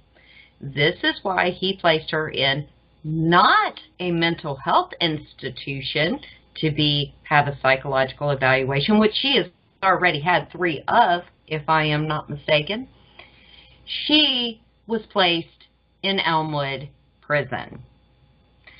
Under solitary lockdown, if I'm not mistaken, Tania, please correct me if I'm wrong, 23 hours a day. Placed with it was 21 to 22 hours a day. Okay, 21 to 22 hours a day. Yeah. Because he questioned your mental stability, which, by the way, is not against the law. And so let me get this right. now, Tania, prison should not be the option for these people who are mentally ill. And by the way, Tania is not mentally ill. And then he goes and locks people into prison. He locked a guy in the prison who got killed by the guards and says, well, the system needs to change, but it's not my fault and I can't talk about it. But right. we should not be locking people up while he's locking people up. This guy is an overt pathological liar. Whatever he says, he does the opposite. This guy is scary. Well, he actually, you know, I don't mean to interrupt you. But he is scary. Before I entered his courtroom, you know, because what I do is I'll also go to other cases around in the county and kind of listen and sit in and see what's going on and how things are run. I've been doing this for a couple of years now. I had went in with another woman who was in his courtroom. And I asked her, I said, hey, is it okay if I go with you? I want to see what's going on in Manley's court. This is a year or year and a half before I had arrived there, okay? So I wanted to see what was happening. Oh, my gosh. You know, from the way I saw it, it was horrific. People are completely, as far as I can see, the others, people are completely numb to this, or they just have no clue what's going on. You walk in there, they have a box of donuts, a huge box, pink box of donuts for the DA and the mental health people and who are all there. Judge Manley will call people in. Even they have people who are sitting there who had just come in from jail, so they're all locked up in the seating section. Or if you're scheduled to come in that day, he'll call your name. And there was someone who the judge called, and what he'll do is, this is what he'll say, okay? He says exactly like this. Oh, you know, Mr. So-and-so, I don't know whoever he was talking to that day, he says, you have successfully completed your mental health treatment. Everybody claps because the judge has a big speech at the beginning before his courtroom starts, his Freemason speech, I call it. But anyways, he talks for like 5 minutes or so. He instructs everybody what to do, and he says, we clap here, we encourage people and stuff, right? So when this gentleman came up there and he said, you successfully completed your mental health treatment, and he clapped, everybody clapped for him. The judge came down off his, you know, I don't know, bench or whatever he's sitting on. They take pictures with the judge. Now someone's taking a photo with this man and the judge and gives them a certificate of completion. It's really sick, okay? I mean, I wanted to throw up. This is what goes on in his courtroom every single day, all day long, you know. And as an activist and the stuff that I know and what I'm fully aware of, to me that's sick, because it's like, really, what these people have no clue what is actually going on. The rest of us who are totally awake to what's going on in the world, we understand more, right? You know what I'm saying? But this is what's happening in this courtroom, and the people just go along with the program, and that's just how it is, you know? And yeah, let me make something clear to the listeners now. Don't forget, when this Judge Manley in Santa Clara County, California, the judge that's hassling Tania, locking her up and threatening her with prison if she doesn't take the drugs, and when he says to these people in front of him in his court, you've successfully completed your mental health treatment. You want to know what he means by mental health treatment? He means drugs. Hardcore antipsychotic and psychotropic drugs, the drugs that almost every school shooter has been taking, the drugs that most of the people in the military are taking. It makes a lot of those guys snap. These are extremely dangerous drugs. He's nothing more than he's a drug pusher. They are very dangerous drugs, because I looked these drugs up. They have class action lawsuits pending. And plus, you know, this is the other thing too, which I'm sure you're fully aware of. I am a member of Citizens Commission for Human Rights, right? And we are the largest, not we, the organization is the largest psychiatric abuse organization on earth. They've been around for 40 years. You know, I mean, if anybody, this is one thing I really want to say. These people, right, if you think that somebody's sending you to mental health court, they're saying that you're crazy, you're not crazy. It's not true.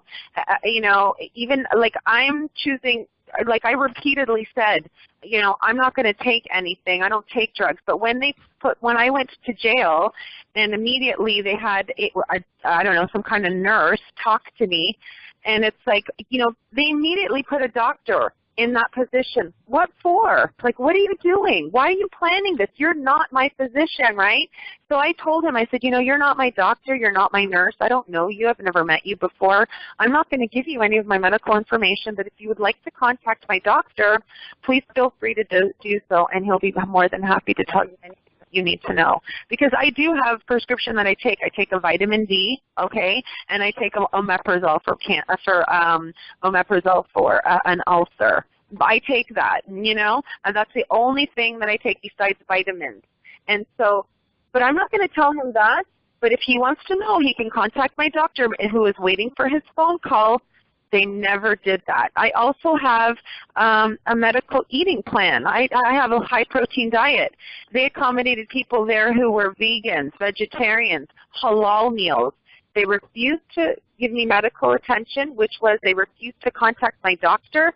They also refused to provide me proper food that's for me, but they gave it to everyone else.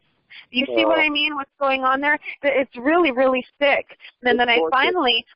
You know, that, remember that letter that, so all of a sudden I got a letter from this, I don't know, this nurse over there. They said, oh, you know, you're Eric Jones. That was you, Eric? And they said, oh, Eric Jones, he's your legal advisor. You know, you need to sign this. I said, and he's going to contact and speak to so-and-so. I said, okay, that's fine.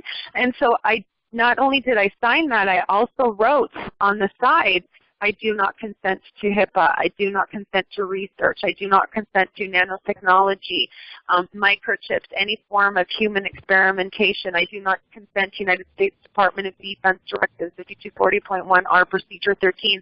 When this nurse saw this, his eyes kind of popped open, and he half smiled. And you know what, of course, he didn't say anything to me, but I looked at him straight in the face. You know what, you can play this game all day long with someone who has no clue, and you do, but not with me. So I'll sit here forever if you want, but I will not take your medication only because I know too much. And you are not my physician, right? And you're not my physician, and you're lying about me. You continue to provide libel, slander about me into the public record, you know, and I'm not okay with that. So you can say whatever you want about me, but I'm not going to, you know, I'm not going to consent to any of this nonsense. And I had even told the sheriff too, and I said, you know what, as far as I'm concerned, you're holding me here against my will. Okay, you brought me here to this facility. I am not here because I want to be here, and as far as I'm concerned also, you are fully responsible for me. You know, the sheriff kind of just looked and had to think for a second, eh? Because it's true what I said, right? They did bring me there. I didn't ask to go there. You know, they are holding me against my will. They're making claims that I broke the law. There's no such thing, okay? I mean, none of that's true. So, yeah, I'm going to hold you accountable and responsible however that looks. I don't know how that's going to look, but that's what's going to happen. Well, you understand, right? Yep, it's government-sanctioned kidnapping, is it not, Lorri? Oh, yeah, for sure. Yeah, it is. Now, it is. Yeah, sorry, I didn't mean to go off on a tangent. It's just that these people are out of control, honestly, and like I said, again, they don't do this just to me, right? They do this to many people, but, people go along with whatever they say. Yeah, I'll take your meds to get out. Yeah, I'll do this, I'll do. No, you don't have to do that because, I mean, I don't know. It's up to it's up to whoever. They can do whatever they want to do. I'm doing whatever. I'm doing my own thing. You know what I'm saying? So, you know what I mean? And because I continue to defend what is right and what I feel is right, they just come back with harder stuff, This is the thing too. I just wanted to add. Sorry. Two can play that game. So we're going to come back with some hard stuff as well. Oh, yeah. Okay, but I'm just saying, I'm sorry, I'm going off on a tangent, and it's really, I really was hoping, I'm hoping for that, if anybody's listening and people are hear this, right, I think the question is, how do I protect myself? What do I do? What's the solution? Because I'm dealing with the same thing, and I don't know, Eric, I'm trying to find out, right? This is why we got Lorri, we got Chris, and we got all the single parents and courtroom watch observers out there, is because there's really nothing you can do yourself. We need the support of everyone out there. And Lorri can talk more about how the public pressure can really be brought to bear if it's massive enough. The system will always cave in. They cannot hold up to massive amounts of public pressure. In your case is a seminal case. This one's important. Wouldn't you agree, Lorri? This case has about everything in it and then some. Oh, absolutely, yeah, it's got all, absolutely. Yeah. Now, I wanted to ask a question, Tania, before I go into the next phase of some suggestions that may be helpful, may not. Chris can chime in and let me know if it's a good suggestion or not. But I wanted to ask you, when we're talking about Judge Manley, okay, you previously already have an ongoing lawsuit against this judge currently. Is that correct? Yes, so like I said, we went ahead and we served him with a lawsuit on June 21st at like 8:57 in the morning. That's correct. Yeah. Okay. I just wanted to make sure 100% before I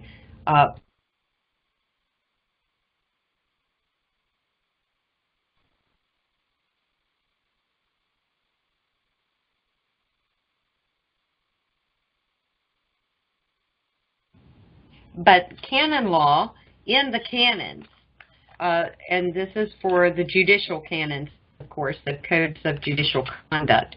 Rule 2.3 is talking about bias, prejudice, and harassment.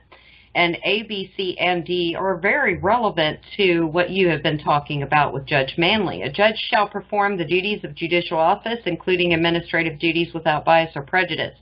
A judge shall not, in the performance of judicial duties by words or conduct, manifest bias or prejudice, or engage in harassment, including but not limited to bias, prejudice, or harassment based upon sex, race, gender, religion, national origin, ethnicity, disability, age, sexual orientation, marital status, socioeconomic status, or political affiliation, and shall not permit court staff, court officials, and others subject to the judge's discretion and control to do so. A judge shall also require lawyers in proceedings before the court to refrain from manifesting bias or prejudice or engaging in harassment based upon attributes including but not limited to race, sex, gender, religion, national origin, ethnicity, disability, age, sexual orientation, marital status, socioeconomic status, or political affiliation against parties, witnesses, lawyers, or others.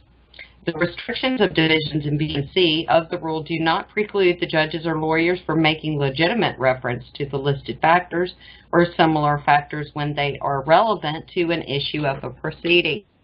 So I wanted to bring that up because not only is he in violation of the canons, I also want to bring up 18 U.S. Code 242, which is deprivation of rights under color of law. Section 242 of Title 18 makes it a crime for a person acting under the color of law of any law to willfully deprive a person of a right or a privilege protected by the Constitution or the laws of the United States. For the purpose of Section 242, acts under color of law include acts not only done by federal, state, or local officials within their lawful authority, but also acts done beyond the bounds of that official's lawful authority. If the acts are done while the official is perpetrating or pretending to act in the performance of his or her official duties. Person acts under color of law within the meaning of this statute include police officers, prison guards, and other law enforcement officials, as well as judges, care providers in public health facilities, and others who are acting as public officials. It is not necessary that the crime be motivated by animus towards the race, color, religion, sex, handicap, familial status, or national origin of the victim. The offense is punishable by a range of imprisonment up to a life term or death penalty, depending upon the circumstances of the crime and the resulting injury. So what I am relaying here is we know that just from what you have told us and the documents you've provided for proof, this definitely should fall under 18 U.S.C. Section 242, and here's the quote of that statute. Whosoever under color of any law, statute, ordinance, regulation, or custom willfully subjects any person in any state, territory, commonwealth, possession, or district to the deprivation of any rights, privileges, or immunities secured or protected by the Constitution or laws of the United States shall be fined under this title or imprisoned not more than 1 year or both, and if bodily injury results from the acts committed in violation of this section, or if such acts include the use, attempted use, or threatened use of a dangerous weapon, explosives, or fire, shall be fined under this title or imprisoned not more than 10 years or both. If death results from the acts committed in violation of this section, or if such acts include kidnapping, or an attempt to kidnap, aggravated sexual abuse, or an attempt to commit aggravated sexual abuse, or an attempt to kill, shall be fined under this title or imprisoned for any term of years or for life or both, or may be sentenced to death. So, you were kidnapped under color of law through the court system under Judge Manley, according to my thought pattern anyway, and definite violations of the canon law. Now, what I'm going to suggest, and I may be, this is when I want Chris to chime in just a moment, is because you have a quandary going on. You have a change of venue. It's in a different county. It's in Alameda County. Is that correct? Yes, that's correct. Mm-hmm. Okay. And, of course, Judge Manley is over in Santa Clara County, and he is trying to tell you you cannot leave the county. And I believe, or at least it is my impression, I should say, that the reason that he is doing this is he was supposed to, and you were supposed to be in court for that lawsuit in Alameda County against him. Is that correct? Yes, we had court scheduled yesterday, and I was in jail for a week, and so what happened was I wasn't able to complete the paperwork that needed to be done for yesterday's hearing, which was a response to some demurs. Anyways, what happened was I didn't finish that. So to make a long story short, I had ended up calling in because I couldn't leave the county. I'd spoken to the clerk the day prior. She suggested that I call in. for yesterday's hearing, which I did. It was scheduled at 2:30. I went and faxed some documents. She told me that they were not correct, so the judge denied them because I didn't use the proper fax form. I mean, seriously, okay? Plus, you know, I'm a pro se, so I'm covered under Haynes versus Kerner, which is in all of my paperwork. And anyways, they're just doing whatever they want to do. But to make a long story short, what the judge ruled was on yesterday's hearing, and I'd like for you to know this, is that she's dropping 3 demurs. And as far as this case between Judge Manley and I, that particular case, that lawsuit, she said that she's going to sustain the demur because the judge ended up hiring then now an attorney from the Department of Justice, okay, Will Fong, to represent him. And so what she said was she's sustaining his demur, and his demur states that judges have immunity. You got to tell people what a demur is. Nobody has any idea what a demur is. You got to open this up for people now. What's a demur? It's basically a paper filing with the court. We need to clear that up for people because it's going to go right over some people's heads, including even mine. So go ahead. Okay, well, I filed, okay, so they have a claim against me, right? So I filed a counterclaim pretty much. And so when I filed the counterclaim, they responded. There's only 3 ways you can respond, with an answer, a quash, or a demur. And so they responded with a demur. That's the response to a complaint against you, a lawsuit, in other words, okay, right? Okay. So they responded in a demur. I don't know how to explain that better, but you know, that's how That's great. Is that good? Okay. So anyway, so that they responded with the demur, and I was supposed to respond to this demur. I had to, you know, I was supposed to say something. Okay, either I agree or this is my argument or whatever. You know, I did not do this. Okay, this judge threw me in jail because I saw him in court, and he wasn't supposed to see me. It's a conflict of interest. He was not allowed to do this, but he did it anyways. So for whatever reason, he did that.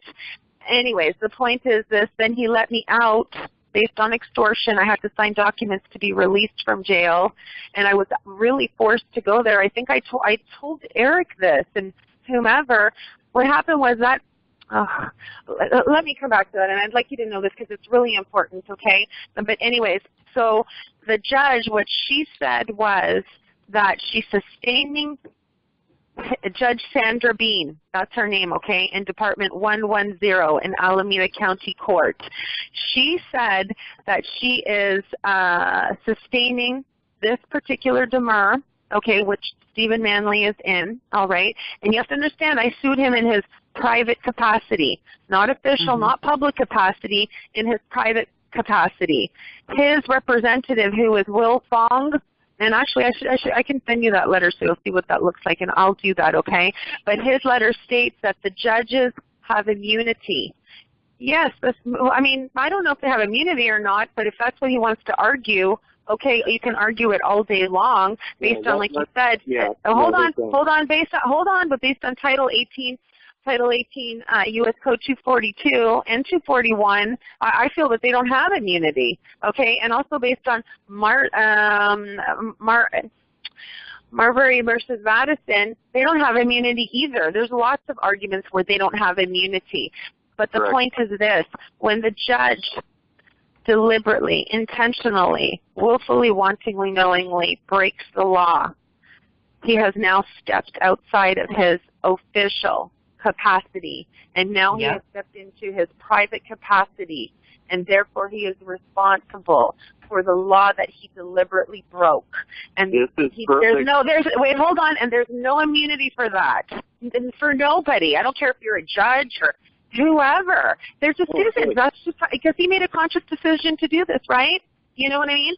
And when there's intent and you have a conscious decision to break the law, then yeah, you're going to be responsible. There's no immunity for that. But Judge Sandra Bean is saying that judges do have immunity. So what she said was she's going to sustain the demur with no leave to amend.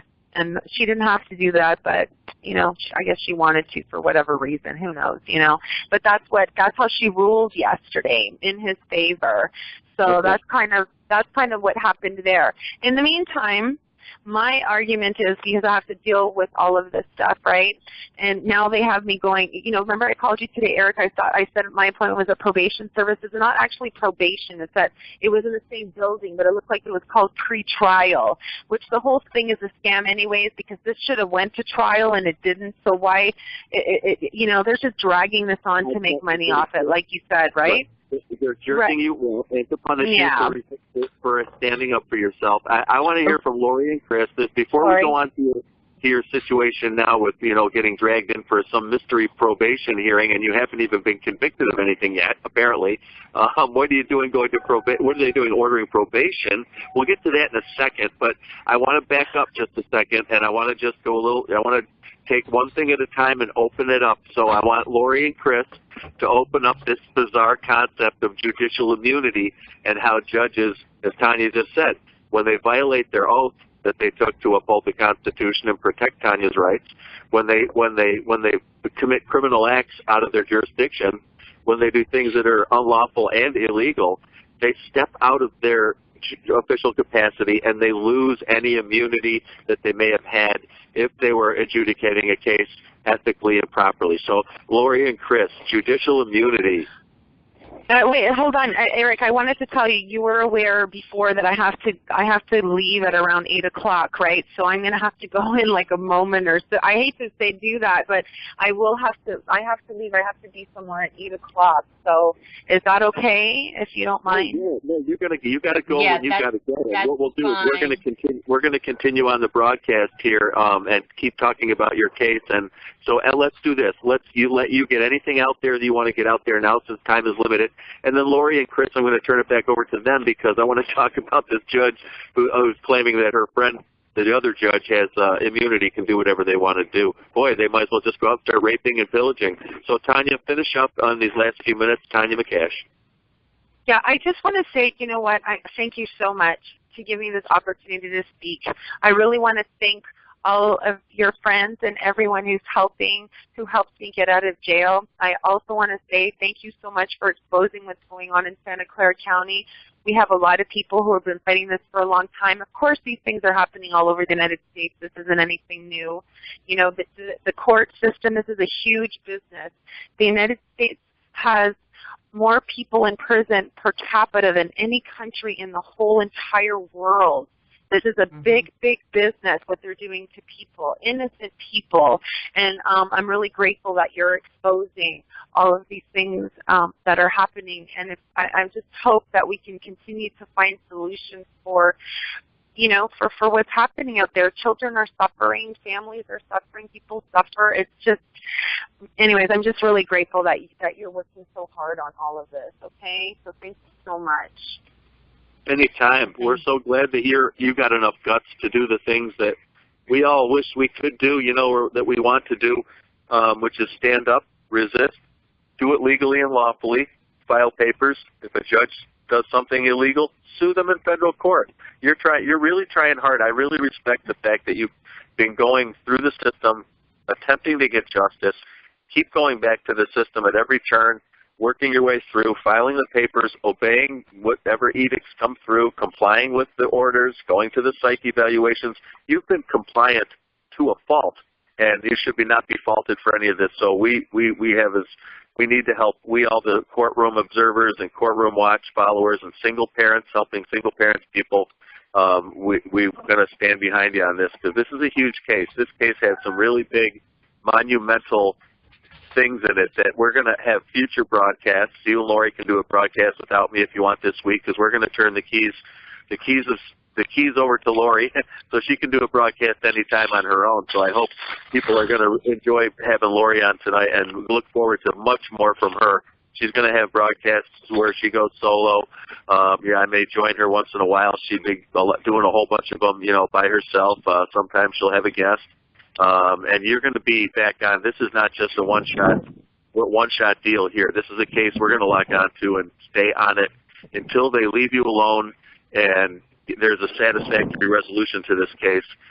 In the immediate sense, they have to drop this whole garbage in Santa Clara County with the drug pusher, Mr. Stephen Manley, using his position on the bench to push drugs onto people. Oh, when you look into the pension fund for the California public employees, and Judge Manley is a California public employee, the California Public Employees Pension Fund is heavily invested in the companies and corporations that make the drugs that Mr. Manley is pushing. So every time he forces one of those people to come into his court and take the drugs, which that's what the mental treatment is, the mental health treatment, that means drugs, his pension, his pension gets fatter, and he makes more and more and more money every day that he has court. He makes probably tens of thousands of dollars, if not hundreds of thousands of dollars, pushing drugs for the big pharma corporations that his pension is invested in. So I find that not only a conflict of interest, that's racketeering and conspiracy. And with that, Tanya, do you have anything else in closing? Because I want you to be on time for your, to get to bed and I know you got stuff to do, so you wanted to be in at a certain time tonight. Any closing words? And then we're going to turn it back over to Lorri and Chris to finish out the show maybe for another hour or so. Go ahead. Yeah, I don't think so. The only thing is I don't know if you got the documents that I sent you, but I did send you judicial benefits that we're exposing in our state, in the state of California. That was huge. Yep. That's huge. That's huge. Yeah. So I don't know if you're going to talk about that, maybe not today or another day or whatever, but that's a really big deal. And those judicial benefits that I had requested for him, I requested for a whole bunch of different judges. They know that we request these things, so they come back and they retaliate and stuff, but oh well, that's how it goes, right? But anyways, listen, so I want to go. You got more bags than most men I know. You're doing great, Tanya. Okay, listen, thank you for this opportunity, and I do have to go, and we'll talk to you later, okay? So thanks again, and have a really nice evening, all right? Thank you, Tanya, for joining us tonight and sharing your story. It's important to everyone. Okay, thank you. Okay, bye. Bye-bye. Bye. See you, Tanya. Okay, bye. Lorri, we're going right back to Lorri and Chris now, because Lorri, I want you and Chris to take the rest of the show. If we got to do another hour or two, let's do it. Daniel, hang in there, buddy. Anybody wants to chime in? It looks like we got a bunch of calls coming in. I hear a bunch of beeps in the background, so I'm excited. I'm going to get off and go on mute. I'm going to back out. Thank you for indulging me. I had so much to say on this, and certain things I wanted, like a demur, which is a paper filing. It's a response in court to something that somebody files, against you. So it's just kind of a fancy legal term for a paper filing. But things like that, it's important that we explain that to our listeners out there. Because, like myself, I know how it was. I didn't know anything about any of this stuff. What's a demur? What's an affidavit? What's all I know is it's the witch's court because they wear black robes and they're doing a bunch of really bad things to people like Tanya. So with that, I'm going to go on mute, turn it back to Lorri and Chris. Thanks, Lorri Anderson from Live with Lorri. She's going to take over now, and she's going to be back also in the future. So go ahead, Lorri. What do you think about judicial immunity and anything else about this case? It's fascinating, isn't it? It is fascinating, and there are quite a few thought patterns that I have with this. Article 6, Section 2 comes to mind. Article 6, Section 3 comes to mind. And Article 6, Section 2 of the Constitution states, quote, "This Constitution and the laws of the United States, which shall be made in pursuance thereof," let's remember that, "and all treaties made, or which shall be made under the authority of the United States shall be supreme law of the land." This is what they try to use, but they don't read the rest of it to everyone. Here's the rest of Section 2. "And the judges in every state shall be bound thereby. Anything in the Constitution or laws of any state to the contrary notwithstanding." They love to leave out that part of the quote-unquote supremacy, and they love to leave that part out of the oaths because they don't want you to know that that judges, the administrators, because they're no longer even real judges. Look them up. They're administrators, and they are still bound by oath or affirmation. And they have to stay within that limit. And that is what Tanya was explaining because they were stepping outside of their limitations because it is outside the Constitution. Thus, they were acting in their personal capacity and not in their professional capacity, even though they were doing it under color of law, acting as if they were doing it in their professional capacity. So I have a couple of suggestions, and I would like Chris to chime in on with this little back and forth. Obviously, it's a conflict of interest for Judge Manley to be over anything when it has to come to Tania McCash, because of the simple fact there is a lawsuit against him. So he's not only violating canons, he's violating statutes, he's violating ethics, and this should be no surprise with all of the different corrupt courtroom observation that goes on, and we find amazing cases. Just when you think you can't get any worse, we always seem to get worse ones. However, she's stuck in Santa Clara County, and she's supposed to be in Alameda County in order for her to be able to be in court. This judge knows this, and it is the case that is actually against that judge. So what I would suggest, and after I make my suggestion, Chris, please chime in and let me know if you think that the suggestions are good suggestions, bad suggestions, add to them, whichever one you choose to do. I always welcome your refreshing knowledge on this. I believe that she should contact the court. I think that in Alameda County, I believe she needs to have them do a cease and desist letter. She needs to file for a restraining order against Judge Stephen Manley, as well as everyone in Santa Clara County that's going along with this corruption, and a writ of mandamus ordering that court refrain from further attacks upon her, courts or court cases or court dates, or her being locked up because they think she may have a psychological problem. Now, mind you, I read through Tania's case, and she is actually a very amazing individual. She has already had 3 psychological evaluations. This judge, to me, and it is my opinion, that he is doing this specifically to keep her from being able to be in the other court to go against him with this lawsuit. That is just my personal opinion. I may be incorrect on that. I also know that she was explaining that, you know, in his court, and as well as staying in Santa Clara County, she's being held there with threat, duress, and coercion. She's being threatened that if you go outside the county, you will be locked up. She was locked up, not for a crime, but because she wouldn't take medication, which we've exposed on many numerous occasions, AstraZeneca lawsuits and everything else with the Seroquel, and that even causes death.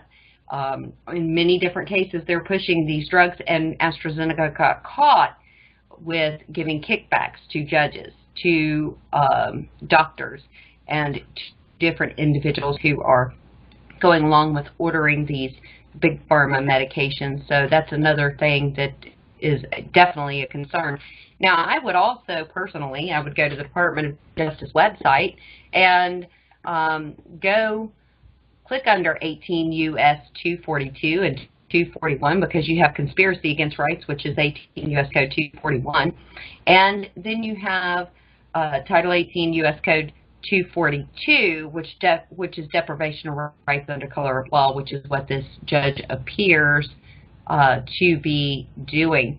And I would file a complaint with the Department of Justice. Let's see how legit the Department of Justice has finally become. Are they still corrupt? You know, a lot of people are saying that the Department of Justice is getting quote-unquote cleaned up. Well, let's see about that, because this is clear-cut case of judicial corruption.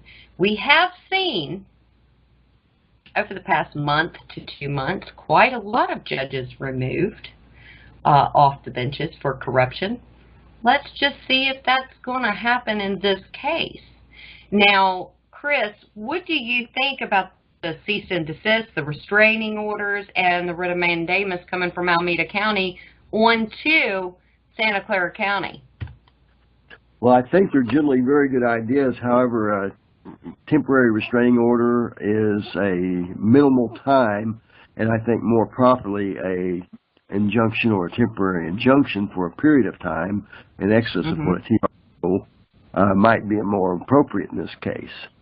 Further, the case Cohens versus Virginia tells us that when the judges step outside scope, sphere, and color of their official authority and act as individuals and accept their own private responsibility, they can, in fact, be sued and liable, as Tania wisely observed. I think perhaps I may have spoken with her some regarding that particular line of thinking, because that's what the law says, that when they act without law, sitting in their official capacities, they take on the mere mantle of a private individual and become culpable, liable, and suable.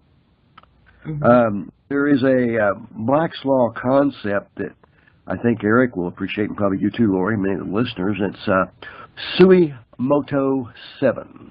S-U-I, Sui, self, Moto, M-O-T-O, and that comes from moto proprio, from the Pope, 7. And basically what that is, that brings in the ancient Roman canon ecclesiastical law, which is what a lot of these judges are operating under. These private profits corporate courts, which have direct financial, substantial, and vested interest in the outcome of the cases, and particularly in Judge Manley's situation, where he invented his own court and got his own appointment to it, and then is able to enjoy the unjust, egregious enrichment by promoting drugs that his retirement fund profits from exponentially, is obviously very self-interested. And I think whenever he was holding those pictures and taking those people out there and making the statement that he was making, what he meant was he was really glad that they were able to make him enough money to make it worthwhile to deal with them, and that they're happy about it, and he gets to gloat over the fact that he has screwed them to the wall and got their money, and they're smiling with him about it and making him look good. Well, and another concern is, for individuals, where did they ever have the constitutional authority ever to require and force someone to go to the doctor? I'm just saying. When did they ever have the constitutional authority ever to go after people on civil processes? And especially, when did they ever have the constitutional authority to go after individuals without an affidavit of truth sworn to be true and correct under penalty of perjury? Because otherwise a police report is just hearsay unless it is done under oath. A courtroom will tell you that in a heartbeat, especially if a police officer is on the stand and they read that police report. The first thing that they will come back with is, oh, I'm sorry, that's not admissible. Well, why isn't it? It's the police officer's report, because it's not done under penalty of perjury. It's hearsay. Not only that, the affidavit determinant is required. A complaint is worthless without an affidavit determinant taken under oath and affirmation and the penalty of perjury, because then you have no one to accept culpability and liability for the claims made in the complaint. This is a important portion of Federal Rule of Evidence 4M, Rules of Evidence for Service. And further, under 11E of the Federal Rules of Evidence, all pleadings, papers, and petitions or other communications from a court or a law firm or an officer of the court or law enforcement must be signed in wet ink on white paper by a live, living, flesh and blood person who is willing to take culpability, liability, and personal responsibility for the claims that are made therein. And these are unequivocal facts, although it is my contention that we are presently under what Thomas Jefferson warned us of, and other justices in Downs versus Bidwell and other cases have cautioned us under judicial tyranny. We see this manifested over and over by the judges trying to usurp the powers of the presidents and stop him from doing his duty to protect us and guard and protect and defend against all enemies, foreign and domestic, such as invading forces that some are migrants and some of them are revolutionary terrorists masquerading as migrants. Some of them are painted as children when they're really 25 or 6 revolutionary terrorists infiltrating the country. So we are in a very, very dangerous time here in America. I can tell you without equivocation, pursuant to Sir William of Occam's razor, that there is absolutely a judicial and likely a bar hit list. And they have put most every conservative on that list, and many conservatives around the nation, such as yourself, probably Eric, and I'm sure Tanya, and myself, I know for a fact, because I've seen the evidence from it from the back seat of a patrol car handcuffed, that I have been placed, and I, like you and many of you listening to this call, are likely on a terrorist watch list without any fact-centric foundation or basis to support such preposterous nonsense whatsoever. And this is very, very dangerous because you could be accidentally, by mistake, murdered by a policeman. In fear for his life, he will claim, although there may not be any articulable circumstances to support that fantasy envisioned as reality, fear.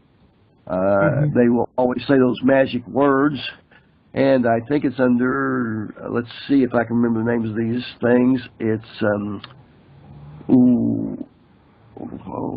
golly, they cite them in almost every case, and, I apologize to the listeners, I'm not recalling it right now, maybe I will. They always cite these in claiming that mere rote recitations of magical words to invoke fear or other emotions are hardly sufficient, that the reasons for such must be articulate with sufficient specificity for the least sophisticated to comprehend what caused them to be that way. And these police officers, supposedly, which really in most cases private foreign corporate mercenaries, although they may not know it, because most of the sheriffs and chiefs of police have thrown them under the bus, left them to their own designs, giving them the discretion to act within or without law, and they have sacrificed them on the altar because they've all accepted administrative appointments as the manager for those groups to give themselves a pretextual air of immunity to operate with impunity. Yes, I may. Absolutely, go ahead. Paul on Kansas. I'm Herbert Longstreet on Facebook. I need to go here pretty soon, and I just wanted to, this is the first I've ever heard of a judge saying in open court that they only try dead entities. And I sure would like to see the transcript of that, Lorri, whenever you get that. I would like to see that.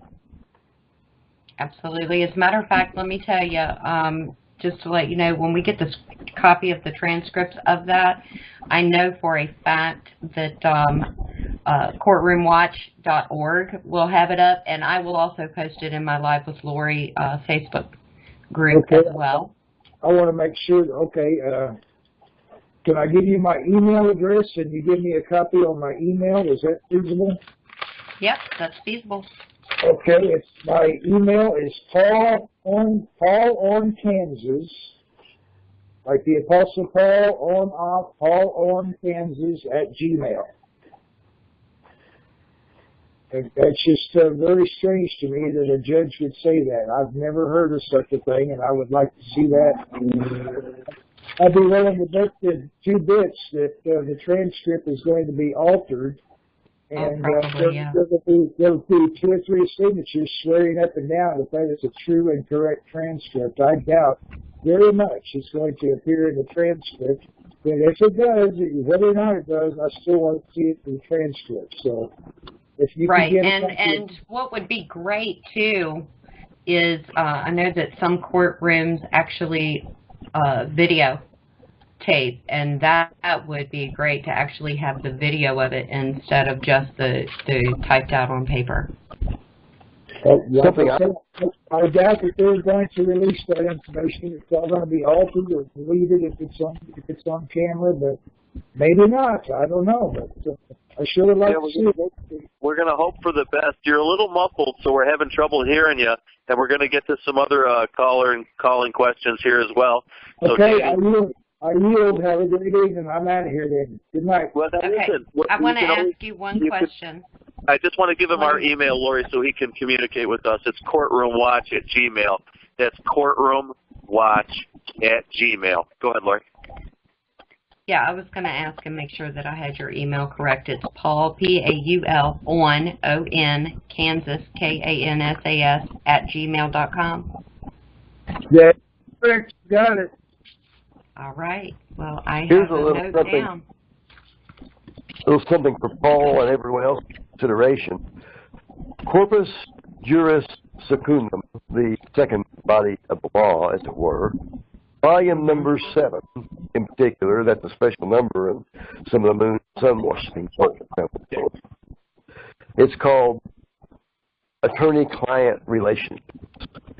And in that particular edition, volume number 7, if you look up officers of the court, you will find that all officers of the court are oath 1 to the bar, 2 as officers of the court. I have found language to say officers of the corrupt court, and 3 not to the mere money-paying clients. So to Paul's observation, I think he's very correct, because the secretary, the keeper of the judge's secrets for the court, and the protector of the court, as well as the clerk of the court, have that, as officers of court, obligation to protect the court and the bar, first and foremost, and not the mere money-paying client. Also,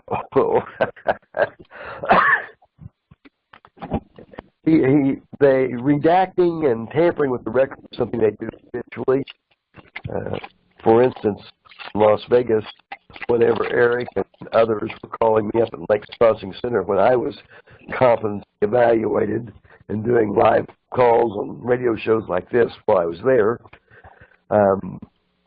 we mentioned the fact that Steve Wolfson and Jackie Wolfson-Glass, the district attorney, and his wife, the chief of the 8th Circuit Nevada District Competency Court, were violating separation of powers doctrine. And July the 17th of 2017, they completely reformulated the whole judiciary list here in the state of Nevada, with the bar covering up the fact that they were in criminal violation of separation of powers doctrine by sleeping in the same bed and sharing their lives, and their Wolfson and Glass law firm, LLC, here in Las Vegas, being law partners in the bar. And that is tampering with evidence, and that is spoliation. That's another fancy word for tampering with evidence, redacting, taking down online information to hide criminality. So that's another felony crime besides some other things they're doing. But this is stuff that happens day in and day out. They've been eradicating not closed out case evidence in child and family protective services courts here in Nevada for quite a long time, to deprive the victims from having justice, tamper with the evidence and the records under the judicial orders of this corrupt state, of giving them the discretion to destroy records at their will because they claim they've got too many, as opposed to protecting evidence like they have a duty and obligation to do. Right, absolutely. So, one of the things I definitely wanted to point out, you know, Tania has fought very long and very hard, and you know, one of the reasons she keeps staying and fighting is her child. This can happen to any one of you. It can happen to me. I'm single mom, single grandmother, you know. I've got adult children and 5 grandchildren, and I don't want this happening to anyone. And we have found that one of the best ways to stop a lot of the corruption is for the people to engage. And the calls that they have made and reached out and helped and calling the vicars and all of that helps tremendously. And the sad thing is the state of affairs within our union. You know, I know that there are a lot of things that seem like they're on a positive, but when you look on the lower end of things,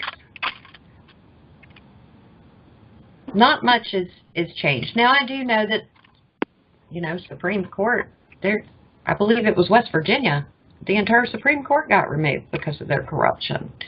And that's a good start, but believe me, it's only a start. And there's a lot of other individuals that are going out. However, the point of the matter is none of this should be allowed. And one of the problems is they have a conflict of interest, just like Chris was saying. They have a conflict of interest because their first loyalty is to the bar. The first loyalty. And when you hear of a quote-unquote public defender, if you ever hear them tell you that it's not their job to represent you, they're telling the truth. Because their job is to represent their client. Their client is who pays them. And it is the corporation that pays them. And this is one of the reasons you have the cycle, the constant cycle of people being locked up across this union because of the private prison, the private attorneys. The attorneys have infiltrated everywhere. Now, I'm not bashing every attorney. Let me get that straight, because I do know that there are some attorneys that are in the bar, and they have made it their life's goal to fight the corruption from within, and they really do fight. So I'm not bashing every attorney, but the fact of the matter is their loyalty lies to the bar, not to the individuals. That's why it is so important that we study and that we learn these things. And that we educate also the sheriffs, because without the sheriff supporting this corruption, if the sheriff stands against this corruption, then they can't get by with it. They're the foot soldiers. The sheriffs and the police officers are the foot soldiers that are following these quote-unquote orders. These orders from an individual who had no proof, only opinion, and is going to send someone instead of to a quote-unquote mental health facility because he thinks that she may have a psychological problem. No, let's just send her to the prison. Yeah, that was more of a situation that makes you think, could this be keeping her from being able to get there in time for filing for the lawsuit against me? Because if she's locked up, she sure can't be up there in court. And that is one of the reasons that courtroom observers is so important. And you are so important. Each and every one of you are so important. Your voice is so important. If it was you in there, you would need and want someone to speak out for you. And that's what we try to do. We try to get the message out about the corruption to help stop this. This is absolutely an egregious situation. And I am sad to say, you know, she obviously is a Canadian citizen and a married American, and she's got her green card. However, remember, that doesn't stop that she has individual rights. It is protected, Article 6, Section 2. The part of the Supremacy Clause that they don't like you to read. Any treaties or any laws that are repugnant to the limitations upon government are null. Now, they don't want you to know that. They don't want you to believe that, because then they lose their control and their power. And when that judge stated that she was in the wrong court because of she's not dead. That was an amazing statement, and I really do have the hope that it will be in the transcript. I'm not holding my breath for that, but I really do have that hope, because that's huge. That's huge. Wouldn't you say, Chris? Have you ever heard of a judge in the United States of America admitting that? I don't recall. Never heard it myself. They at least the guy's honest.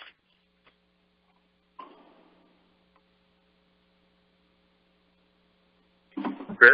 Wow. I think he actually did her a wonderful favor in doing that. Whether he knew it or not, I can't tell you. But I think ultimately, if it stays in the record, and if the record's not correct, then the record is moot and null, void, and nugatory because it's been tampered with and redacted. So if that's what he said, and like you say, there's something I always master recording.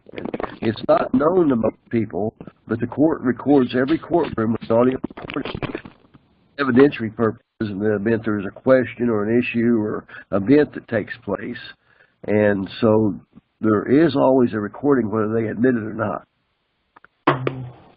Mm-hmm. Well, there definitely should be. It's a public interest for sure. I want to thank Tania McCash. I don't know how many of you know this, but she's went head to head with the FBI, CIA, and the NSA. Did you know that, Eric?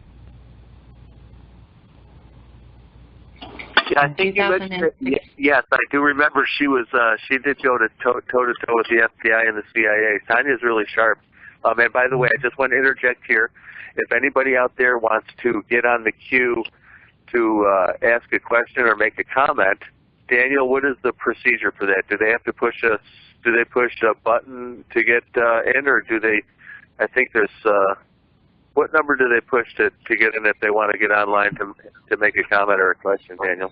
Right now, all the lines have been open, so if anybody wanted to speak, they could have spoken by now. And the only person that I've muted is the guy Paul, because his phone line was making a lot of noise. Right. Okay, cool. I just wanted to make sure if anybody was out there, they can get their say. So, Lorri, yeah, go ahead. Back to what you were saying. Also, Eric. Go ahead. Lorri, well, I just wanted to say that we're starting to run out of time here. Okay. Lorri, it looks like Lorri has to get going, and I do too as far as work goes. I'd like to follow up on this as a part 2 following Tania's court case. Excellent idea. And so if you guys want to finish up with the rest of the couple questions here, I'll let Lorri Anderson close us out as far as finishing statements. All right. So I want to say this. We're going to follow Tania's court case. It is imperative that we all pay attention. This is affecting not only her, it's affecting her child. It's affecting each and every one of us. Because when it's not her, it's going to be someone else. As long as they know they can get by with the corruption that they are getting by with, nothing will be done to change it. We must raise our voices without fear. I once made a statement, and I will make that statement again. The American patriot does not follow the path of least resistance, but resists because it's right. In the face of fear, oppression, and tyranny, they stand. Their soul binds them to a duty that cannot be bought nor sold. They stand and speak for the voiceless, weak, and oppressed, just as Jesus did. And on that note, we're going to speak out when there are things that are wrong, when there is corruption and tyranny and harassment, when there are violations under color of law, when there are constitutional violations as well, statutory violations. Her unalienable rights are being attacked, and we must not allow it to stand.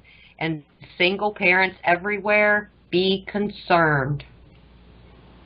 I can tell you from my experience in working with Partnership Against Domestic Violence many years ago,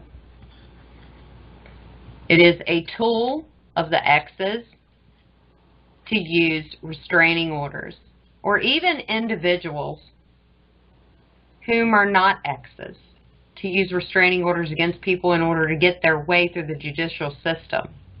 And yes, a lot of times when you file first, they think, oh, that's the person who should have that restraining order.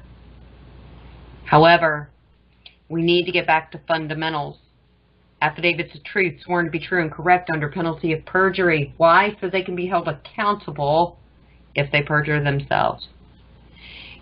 It puts a drain on the system, and it makes people who actually have a problem and need a restraining order harder to get them when you have individuals who lie and deceive to get their way. It's even worse when you have a judge and an entire system backing your play.